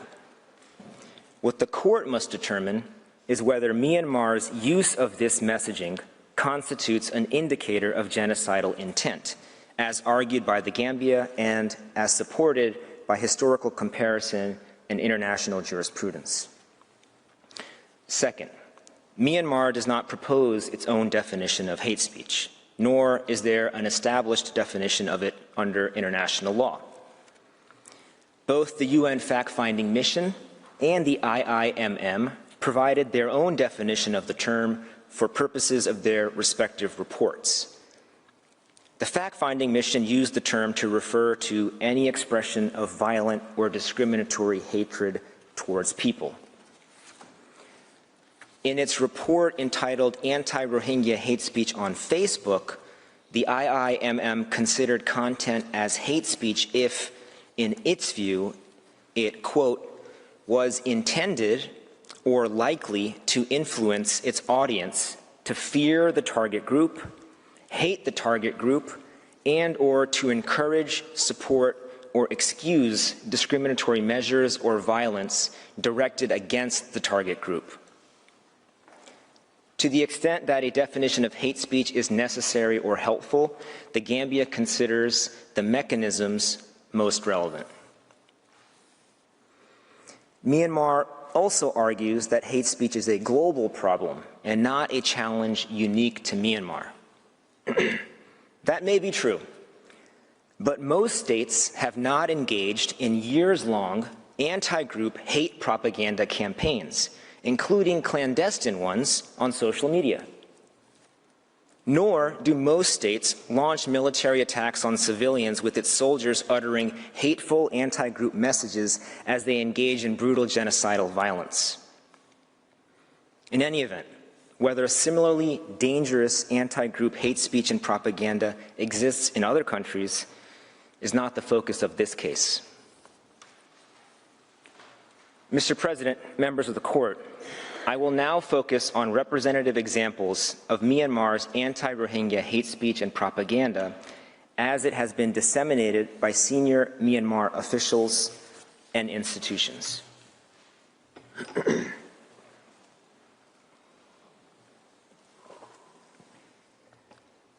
I begin at the top with the head of the military junta government, Senior General Min Aung Hlaing. In early September 2017, just days after the second wave of clearance operations commenced, in a widely disseminated speech, Senior General Hlaing said the following: Rakhine ethnics lost their land in the Alethankia crisis that broke out in Rakhine State in 1942, in which Bengalis attacked, murdered, and coerced them into leaving their homes.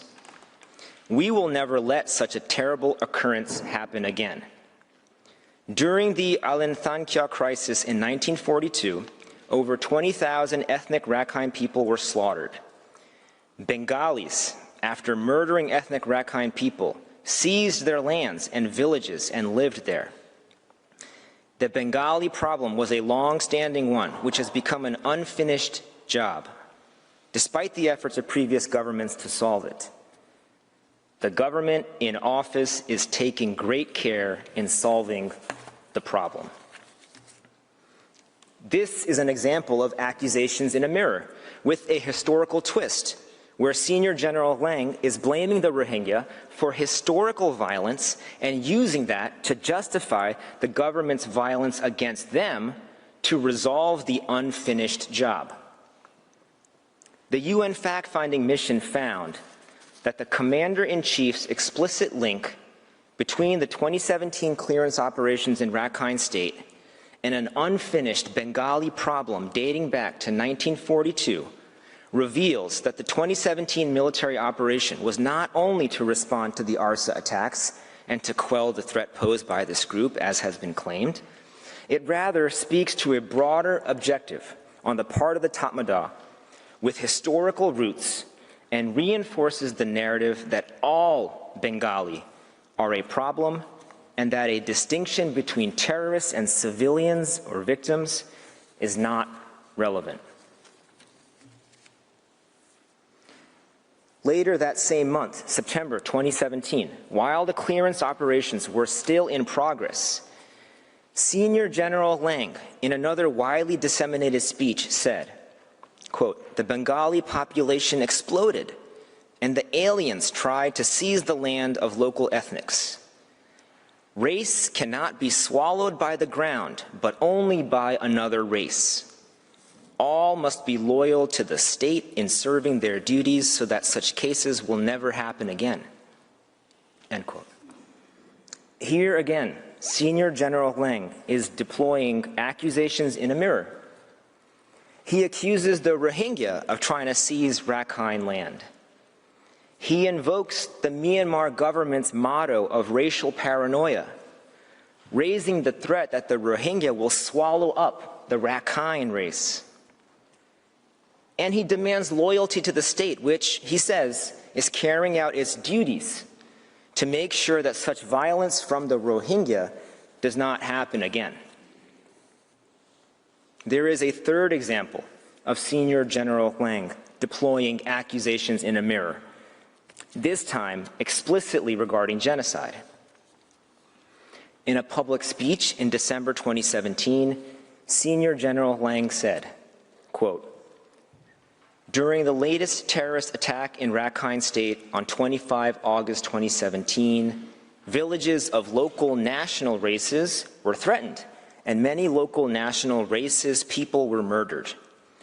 Our Tatmadaw have to safeguard the national races forever and carry out for them to live in unity and peace. Tatmadaw must fully protect the ethnic minorities in Rakhine region, not to have the genocide." End quote. This was a clear message that the Rakhine must be protected from genocide by the Rohingya. This propaganda, blaming the Rohingya for potential genocide to justify violence against them, is as direct an expression of genocidal intent as that by Mugesera, Goebbels, and Mladic. There should be no doubt about Senior General Lang's genocidal intent against the Rohingya.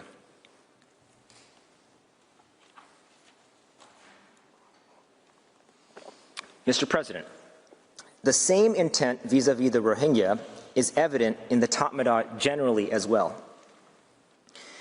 Tatmadaw training materials from 2012 entitled "Fear of Extinction of Race" propagates the narrative that the Rohingya pose a threat to Buddhist existence. It also uses dehumanizing slurs and invokes threats to Buddhist racial purity. It contains the following propaganda. The danger of being swallowed up by Bangladeshi Chittagonian kowtow collars truly exists. No race fears extinction from being swallowed up by the earth, but by human beings. Bengali Muslims infiltrate the people to propagate their religion. We need to protect our race and religion as much as possible. Otherwise, Buddhism may vanish. The UN fact-finding mission observed that through its training program, the Tatmadaw indoctrinates cadets with the concept that Islam constitutes an existential threat to Buddhism, such that the, quote, probability of population extinction truly exists. A book from the 1980s with the same title as the Tatmadaw training program, Fear of Extinction of the Race, had been distributed by the government. Like the training program, the book presents Islam as an existential threat to Buddhism. One passage states, quote, "If we are not careful, it is certain that the whole country will be swallowed by the Muslim collars. When we study world history, we can see that different races of the world did not get swallowed to extinction by the earth, but only by other humans," end quote. Here again, the anti-Rohingya propaganda uses dehumanizing slurs and presents the Rohingya as an existential threat to Buddhist-majority Myanmar. It should perhaps come as no surprise that the Tatmadaw has a department called the Directorate of Public Relations and Psychological Warfare. This department, in July 2018, that is, after the main clearance operations, published a 117-page treatise called Myanmar Politics and the Tatmadaw, Part 1. This document blamed the Rohingya for instigating armed conflict against other ethnic groups in Myanmar based on fabricated evidence. A picture that the Tatmadaw captioned as "Bengalis killed local ethnics brutally" was actually an image from Bangladesh's 1971 independence war. In another fabrication, a long line of migrants is captioned, "Bengalis intruded into the country after the British colonialists occupied the lower part of Myanmar." The image was actually of refugees who had fled Rwanda in 1996. And in yet another fabrication, an image of a boat full of people captioned as, "Bengalis entered Myanmar via the watercourse," is actually an altered picture of Rohingya who were trying to escape Myanmar in 2015. Reuters exposed these fabrications, and Myanmar admitted to 2 of them. Other ministries of Myanmar's government also disseminated anti-Rohingya hate propaganda. For example, in 2018, Myanmar's Ministry of Foreign Affairs sent to several UN offices links to propaganda videos containing anti-Rohingya messaging, including accusations in a mirror. One such video by an anti-Rohingya activist claimed that Myanmar faces a, quote, "threat posed by encroaching Islamic forces that wish to annihilate the ethnic Rakhine community and all other non-Muslims and destroy the deeply rooted indigenous Buddhist culture and even Buddhism itself," end quote. Myanmar's embassy in London disseminated similar materials in 2018. In a letter to a British parliamentary committee, the embassy listed an article which states in part, quote, "The Bengali Muslims have again and again attacked others, and they will again and again do the same if they are allowed to live there. Enough is enough, and the Bengali Muslims have now forfeited their right to live in the land of Rakhine State," end quote. Major political parties in Myanmar have called for genocide against the Rohingya with no legal repercussions. In 2012, when it held the majority in the Rakhine State Legislature, the Rakhine Nationalities Development Party called for a final solution for the Rohingya in a printed publication. It said, quote, "Today, the union government and the citizens collectively need to have a decisive stand on the issue of Bengali Muslims. For our citizens, for the maintenance of Buddhism, for the protection of our culture, it is now time to sacrifice. Although Hitler and Eichmann were the greatest enemies of the Jews, they were probably heroes to the Germans. If inhumane acts are sometimes permitted to maintain a race, a country, and the sovereignty, our endeavors to maintain the Rakhine race and the sovereignty and longevity of the Union of Myanmar cannot be labeled as inhumane." End quote. The chair of another political party, the so-called Peace and Diversity Party, incited violence against the Rohingya in 2015 to an audience in Yangon. He said, quote, "I won't say much. I will make it short and direct. Number 1, shoot and kill them. Number 2, shoot and kill them. Number 3, shoot and bury them. Number 4, bury and shoot them. If we do not kill, shoot, and bury them, they will keep sneaking into our country. None of these incidents resulted in prosecution." State-controlled media also published content that dehumanized the Rohingya around the time of the clearance operations, calling them thorns that needed to be removed and blood-sucking fleas.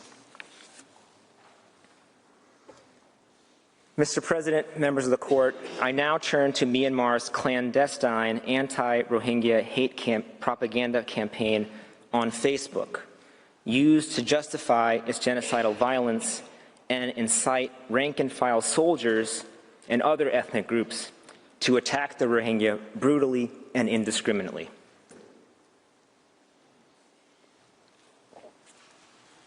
Myanmar denies that it engaged in such a clandestine program. As I will show, however, the evidence of Myanmar's covert program is overwhelming and indisputable. First, Facebook, which is now called Meta, conducted internal investigations using confidential methods and technology in late 2018 that uncovered this vast campaign.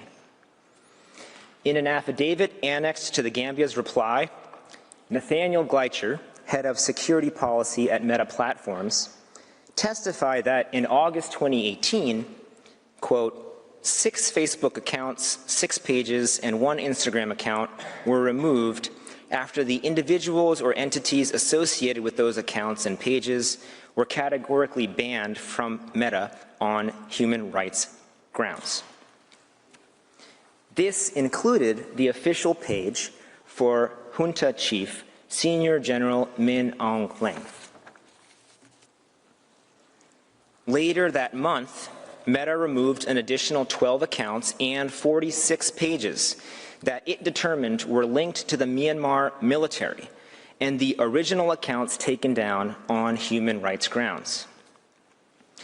The evidence for that link was based on shared page administrators, shared digital cookies, and shared IP addresses associated with the Myanmar military from which the accounts were accessed. Meta determined that these accounts were engaging in something called coordinated inauthentic behavior, or CIB. By the end of 2018, in total, Meta took down 163 Facebook accounts, 485 pages, 17 groups, and 16 Instagram accounts, all found to be connected to the Myanmar military. Myanmar argues that these accounts were not removed on the basis of human rights concerns or hate speech. First, several accounts, including the official account of Senior General Min Aung Hlaing, were in fact taken down over human rights concerns. Second, Myanmar ignores the meaning of CIB. According to Mr. Gleischer's testimony, quote, Meta considers CIB to be coordinated efforts to manipulate public debate for a strategic goal where fake accounts are central to the operation, end quote. In other words, Meta determined that the Myanmar military was disguising its identity through these accounts to manipulate the public. Here, the goal of its manipulation was to spread anti-Rohingya hate propaganda. Meta's findings were confirmed by the independent investigative reporting by the New York Times in October 2018. Based on information obtained from former military officials, researchers, and civilian officials in Myanmar, the Times reported that hundreds of members of the Myanmar military were the prime operatives behind a systematic campaign on Facebook that stretched back half a decade and that targeted the country's mostly Muslim Rohingya minority group. A separate independent investigation by the IIMM confirmed that the accounts taken down by Meta formed an interconnected military network. The mechanism, which was given access to many of these accounts, including their public posts and metadata, found conclusively that these accounts, quote, formed part of a network on Facebook that was connected to the Myanmar military, end quote. Those links include overlapping administrators and creators, overlapping accounts posting to these pages, shared usernames and email addresses, the appearance of the abbreviation DSITD for the Defense Services Information Technology Department in email addresses used to register the accounts, and overlapping additional metadata like digital cookies and IP addresses connected with the Myanmar military. So how does Myanmar respond to this incontrovertible evidence? You can see on your screens now a passage from paragraph 1137 of Myanmar's rejoinder.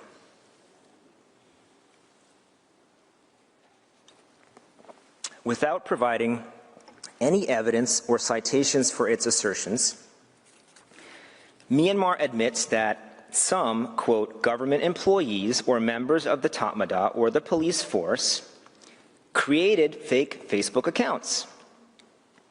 Then it suggests that a few of them, quote, may have used office internet connections to do so. Then it speculates, again without any evidence, that they might have done so outside the scope of their employment on their own initiative. And as usual, Myanmar concludes with another sweeping denial with no evidence whatsoever and an equal amount of credibility. Mr. President, members of the court, how likely is it that Myanmar security personnel would post tens of thousands of messages on Facebook through hundreds of accounts that they created with their military email addresses from military computers in military facilities consistently over many years on their own initiative without instruction or approval from the Myanmar military itself? That is unimaginable, especially for the Tatmadaw, known for its rigid hierarchy and control. Having established that Myanmar engaged in a several years-long anti-Rohingya hate propaganda campaign on Facebook, we can move on to the content of this campaign. As detailed in its report, the IIMM searched 43 of the removed pages for content between 1 July 2017 to 31 December 2017, before, during, and after the 2017 clearance operations. They found over 10,000 items that fell within its definition of hate speech. Over 4,000 of those items were unique. The rest were duplicates shared multiple times on different pages or on different dates. These messages reached millions of people. Based on its extensive review of this content, the mechanism identified the following 6 themes of Myanmar's anti-Rohingya hate propaganda. A, denial of the Rohingya identity as a distinct ethnicity and/or as natives of Myanmar. Portrayal of the Rohingya as an existential threat to Myanmar. Portrayal of the Rohingya as a threat to racial purity of the recognized Myanmar ethnic people. Portrayal of Islam as a threat to Buddhist religious sanctity. Justification of violence against the Rohingya and/or denigration of the suffering of the Rohingya and portrayal of crimes against them as fabrications.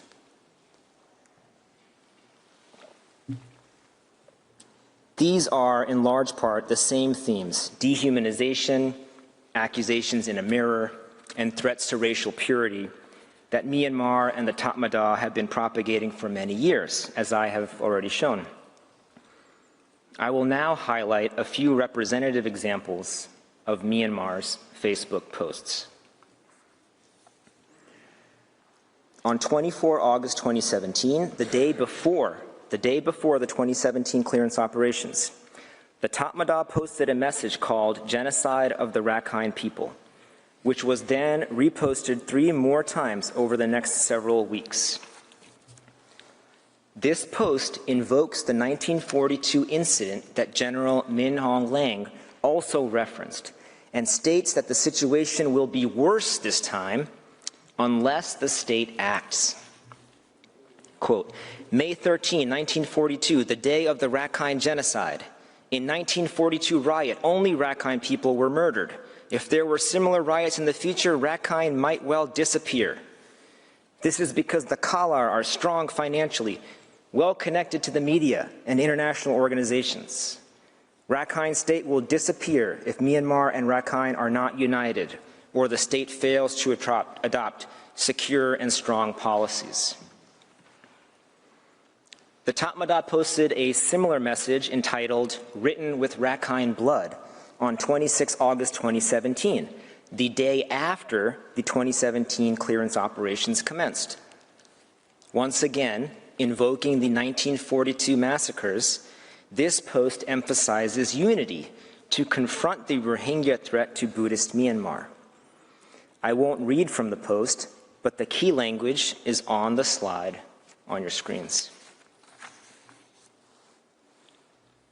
The Tatmadaw posted a message on 29 July 2017, and then again on 19 December 2017. That is, before and during the clearance operations, entitled, Why Did Hitler Kill the Jews?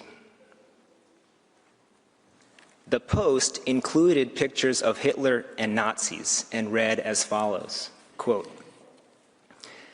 in April 1939, horrifying massacre called the Danzig Massacres, or Bloody Sunday, broke out. More than 58,000 Germans were killed. Because of the massacre, Hitler quickly invaded Poland. The subsequent revenge of the Nazi Germans after their occupation of Poland against Polish Jews who had brutally massacred the German ethnics was reminded to this day lest the world forget. In his extraordinary and amazing speech, Hitler said to the Polish government directly, Danzig had been a German town. We were taking this town back today. The case of the brutal killing of 58,000 ethnic Germans in Poland just before the start of the war was swiftly and urgently dealt with. The perpetrators of such atrocities were only avenged, life for life, by the shootings of German sharpshooters. Why? Why would the Tatmadaw post this message before and during the clearance operations? This message excused and justified the Nazi invasion of Poland and the genocide of Jews that followed as avenging the false claim that Polish Jews had killed 58,000 ethnic Germans. The Tatmadaw is drawing a parallel here to justify its genocidal violence against the Rohingya. Its genocidal clearance operations are presented as revenge for the false claim that Rohingya had killed more than 20,000 ethnic Rakhine in 1942. On 27 August 2017, right after the 2017 clearance operations began, the Tatmadaw posted a message inciting violence entitled, "Let's Eat Dog Meat." It depicted a popular singer with a gun, used dehumanizing language, and incited violence against Rohingya dogs. Quote, "Today I heard that our Myanmar West Gate suffered a break-in that destroyed it. I'm ready to grab this thing called a gun. If one tries to behave like a dog, plot like a dog, then I don't hesitate to eat dog meat." On 28 August 2017, the Tatmadaw disseminated a video entitled "Soldier Rallying Ethnic Rakhine" on several Facebook pages. This video shows a Tatmadaw soldier using dehumanizing language, inciting ethnic Rakhine to genocide against the Rohingya, who are described as an existential threat. The soldier explains that the clearance operations will remove the Rohingya animals from their villages. Quote, "Our country, our state, our town, our village need our protection. Their population growth is large and increasing. They want to take over our ethnic minority population. We will clear the villages where those animals live. What we mean by clearing is that we know where the ethnic villages are located. We have marked the places. There will be a group blocking the Rohingya. There will be another group doing the clearing. The soldiers will be doing the clearing systematically. We will be moving around the area, clearing the villages of these animals. We have guns, we have bullets. That's what we came with ammunition and the spirit to attack these animals. We have come here. From small children to old people, if you can carry a sword, then carry a sword. If you can carry a stick, then carry a stick. Carry whatever you can and bravely face these animals. We need courage." End quote. The Tatmadaw shared a post on 2 Facebook pages on 6 September 2017 entitled 9/11 Myanmar and Cartoons, accompanied by 4 cartoons that depict Rohingya killing Rakhine, inciting Rakhine people to violence against Rohingya. Quote, "During the jihad attack of Muslims in Indonesia and Bangladesh, old people killed other old people. Women killed other women. Children killed children. Hundreds of thousands of Buddhist necks were slain by Muslims' blades.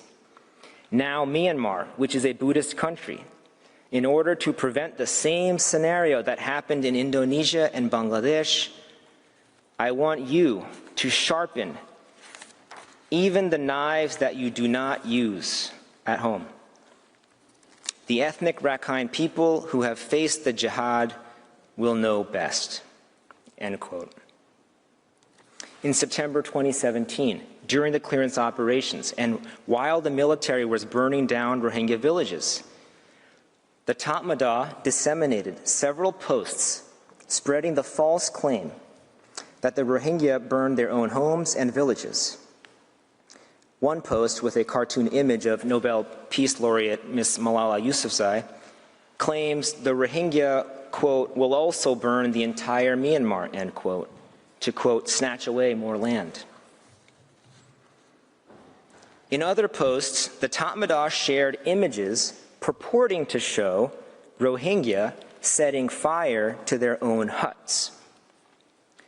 This attempted fabrication was exposed by journalists like Jonathan Head, who testifies as an eyewitness that the Tatmadaw used members of the local Hindu community to pose as Muslim Rohingya in these propaganda images. His affidavit is at Annex 375 of the memorial. Several of the Tatmadaw posts in September 2017, during the clearance operations, sought to dehumanize the Rohingya, calling them maggots in the flesh and accusing them of breeding like rabbits. On 2 October 2017, the Tatmadaw posted a message entitled, quote, "You can get a 6-foot pit." The message was addressed to Kalars, a dehumanizing slur used against the Rohingya, threatening them with death. Quote, "Kalar so, like you, relatives of cows, we don't hesitate to punch you till your teeth fall out. You won't get a seat at the table, Marmoods. If you say you love the Myanmar land so much, you can get a 6-foot pit." The bracketed text that you see is text from the IIMM. A Tatmadaw post from 19 December 2017 entitled, "Myanmar will be a country of whores," was distributed on multiple pages. It praises past pogroms against Rohingya and calls for their exclusion. Quote, "Had General Aung Gyi and Ne Win not launched King Dragon Operation, Garuda Operation in Rakhine State, Buthadong, Mongdo, and Rathadong would definitely not have been on the map of Myanmar, but on the map of Bangladesh. If you continue to give them roles similarly, Myanmar would become a country of whores."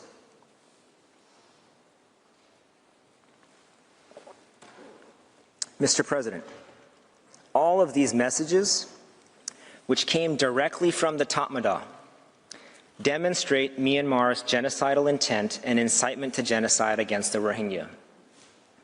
All of them fit the themes of dehumanization, accusations in a mirror, and threats to racial purity that are the hallmarks of past genocides. Indeed, the Tatmadaw openly invoked the Nazi genocide of Jews to justify its revenge for the false 1942 massacres of Rakhine, the, quote, unfinished job it was resolving. We also know that the propaganda was effective. In addition to the utterances of soldiers, which I will address later, comments on these posts were filled with calls for genocide. For example, in response to one Tatmadaw post on 24 August 2017, the day before the clearance operations, in which the military reported encountering so-called Bengali terrorists, over 200 comments used language like, "Kill all Kalar," "Shoot and kill all Kalar," "Don't leave any one of these Muslim dogs alive," "Kill all dogs, make them extinct." Myanmar says that the IIMM report is limited in duration. That is exactly right. From July to December 2017, and even then, the mechanism found over 10,000 items of hate speech. Imagine if the report covered a longer period of time. Myanmar says that only 1% or so of the posts are anti-Rohingya. Exactly right again. That is by design. The Tatmadaw was using fake accounts and inserting propaganda onto Facebook pages that normally would not post about such content in order to maximize impact. Mr. President, I conclude this section of my presentation with the mechanism's final assessment of its report. Quote, "Overall, the mechanisms analysis demonstrates that the Myanmar military spread material designed to instill fear and hatred of the Rohingya minority. It accomplished this by creating a clandestine network of pages on a social media site with the potential to reach an audience of millions. This campaign of hatred was ongoing at the very time that many Rohingya villages were burned, and while thousands of Rohingya men, women, and children were beaten, sexually assaulted, and/or killed, and continued as hundreds of thousands of Rohingya were forced to flee from their homes. The evidence from this analytical project conclusively shows that rather than taking all steps to prevent the violence and protect its people, the Myanmar military conducted a social media campaign that excused and promoted violence against the Rohingya minority.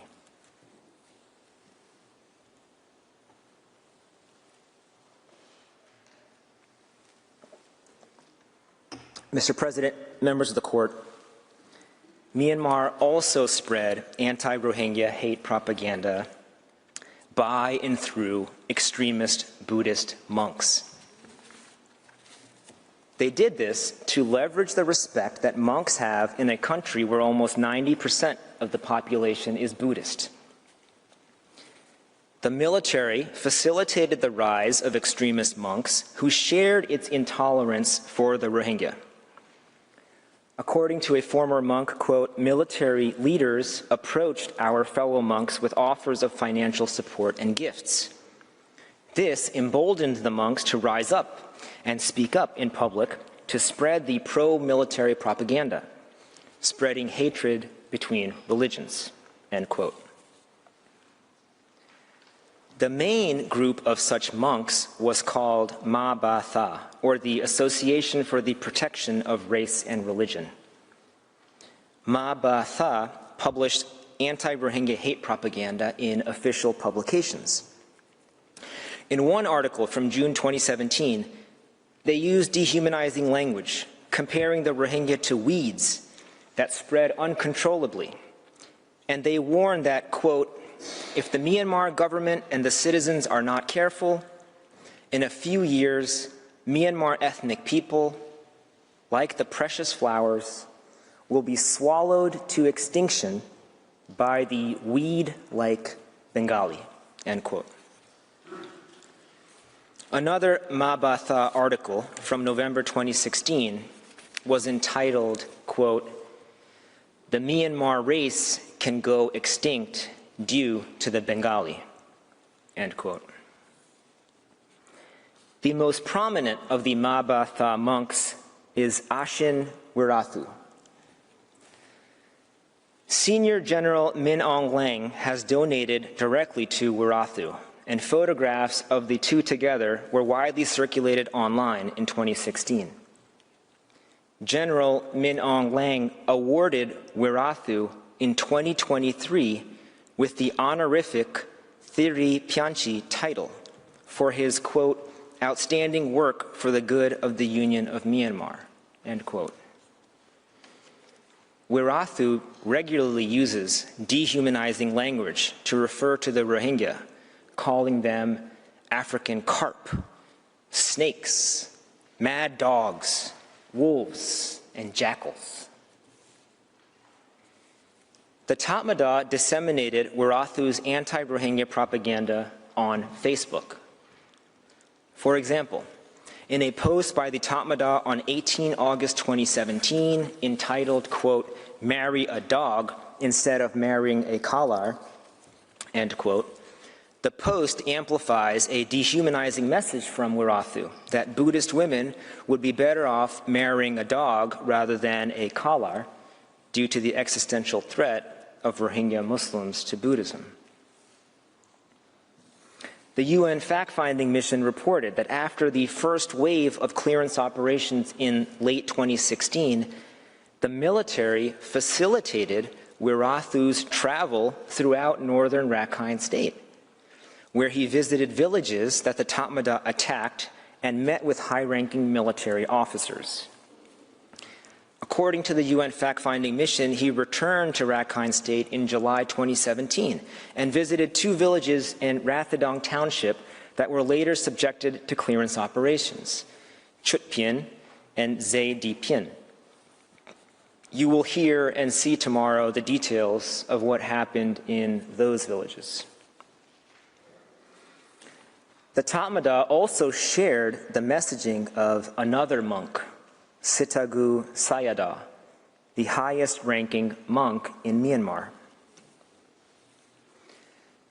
Sitagu delivered a highly publicized sermon in October 2017 during the clearance operations.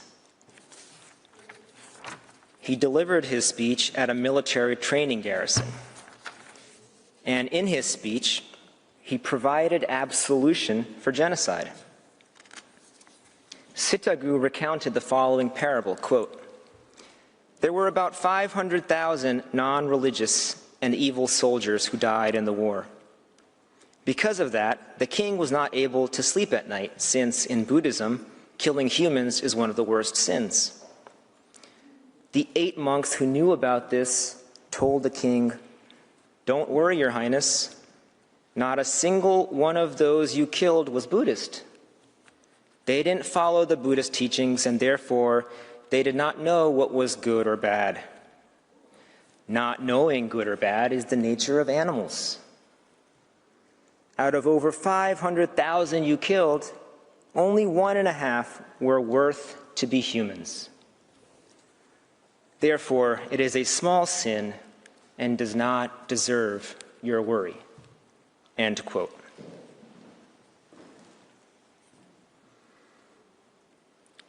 Not only was this sermon delivered in front of military troops during the clearance operations, but the Tatmadaw heavily disseminated it over Facebook, posting the sermon 11 times on its network of accounts. The message is clear. It is not a sin to kill Rohingya because they're not Buddhist. And because they are not Buddhist, they are like animals, not knowing what is good or bad.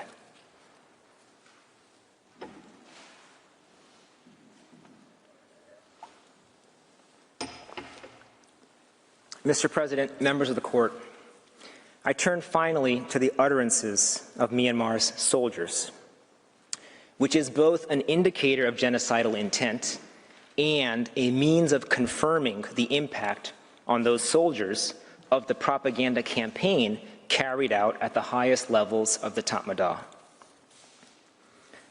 The court has in its case file the sworn testimony of an IIMM legal officer who took the witness account of a Tatmadaw defector given the IIMM code P5513.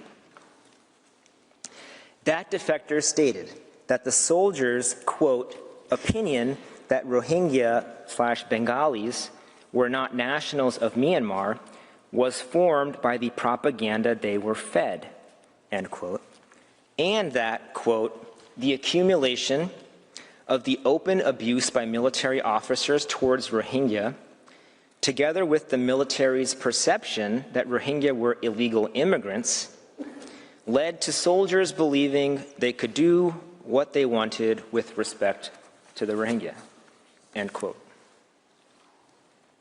We can see from the following utterances of soldiers posted online during the clearance operations that they targeted the Rohingya as such for genocidal violence.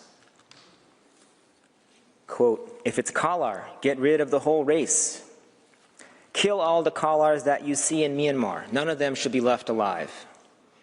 May the terrorist dog Kalars fall fast and die horrible deaths. These non-human Kalar dogs, the Bengalis, are killing and destroying our land, our water, our ethnic people. We need to destroy their race. Stuff pig's fat inside the damn Kalar's mouth. Pour fuel and set fire so that they can meet Allah faster. Cut off those necks of the sons of the dog and kick them into the water. Lieutenant Ki Nhan Lin of the 33rd Light Infantry Division, who participated in the clearance operations, posted on Facebook, "If they're Bengali, they'll be killed." A police officer involved in the clearance operations posted on Facebook on 27 August 2017, "Have been wanting to kill these Kalars for so long, only got to kill them just now." A member of the 33rd Division told the Rohingya, "The central government sent us specially to kill you Bengali people." A member of the 99th Light Infantry Division posted on Facebook, "On the battlefield, whoever is quick will get to eat you, Muslim dogs." According to the UN fact-finding mission, Tatmadaw soldiers regularly told Rohingya that, quote, "You don't belong here," quote, "You are Bengali," quote, "We will kill you all." Victims of sexual violence reported similar utterances. A Rohingya woman survivor who was gang raped recounted a member of the Tatmadaw saying, quote, "We are going to kill you this way by raping. We are going to kill Rohingya. We will rape you. This is not your country," end quote. Another rape survivor from Mongnu Township recalled her perpetrator calling her Kalar and saying, quote, "We will rape you and kill you."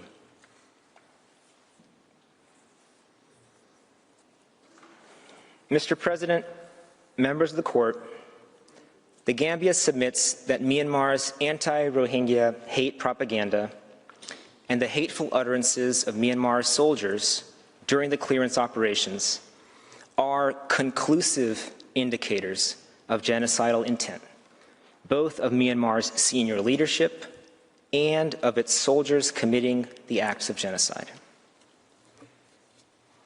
Thank you, Mr. President, members of the court, for your kind attention.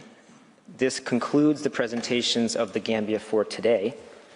Mr. Lowenstein will begin our next session tomorrow with a presentation focusing on Myanmar's so-called clearance operations. I thank Mr. Suleiman, whose statement brings this sitting to a close. The oral proceedings in the case will resume tomorrow, Tuesday, the 13th of January 2026 at 3 p.m., when the Gambia will continue its first round of oral argument. The sitting is closed.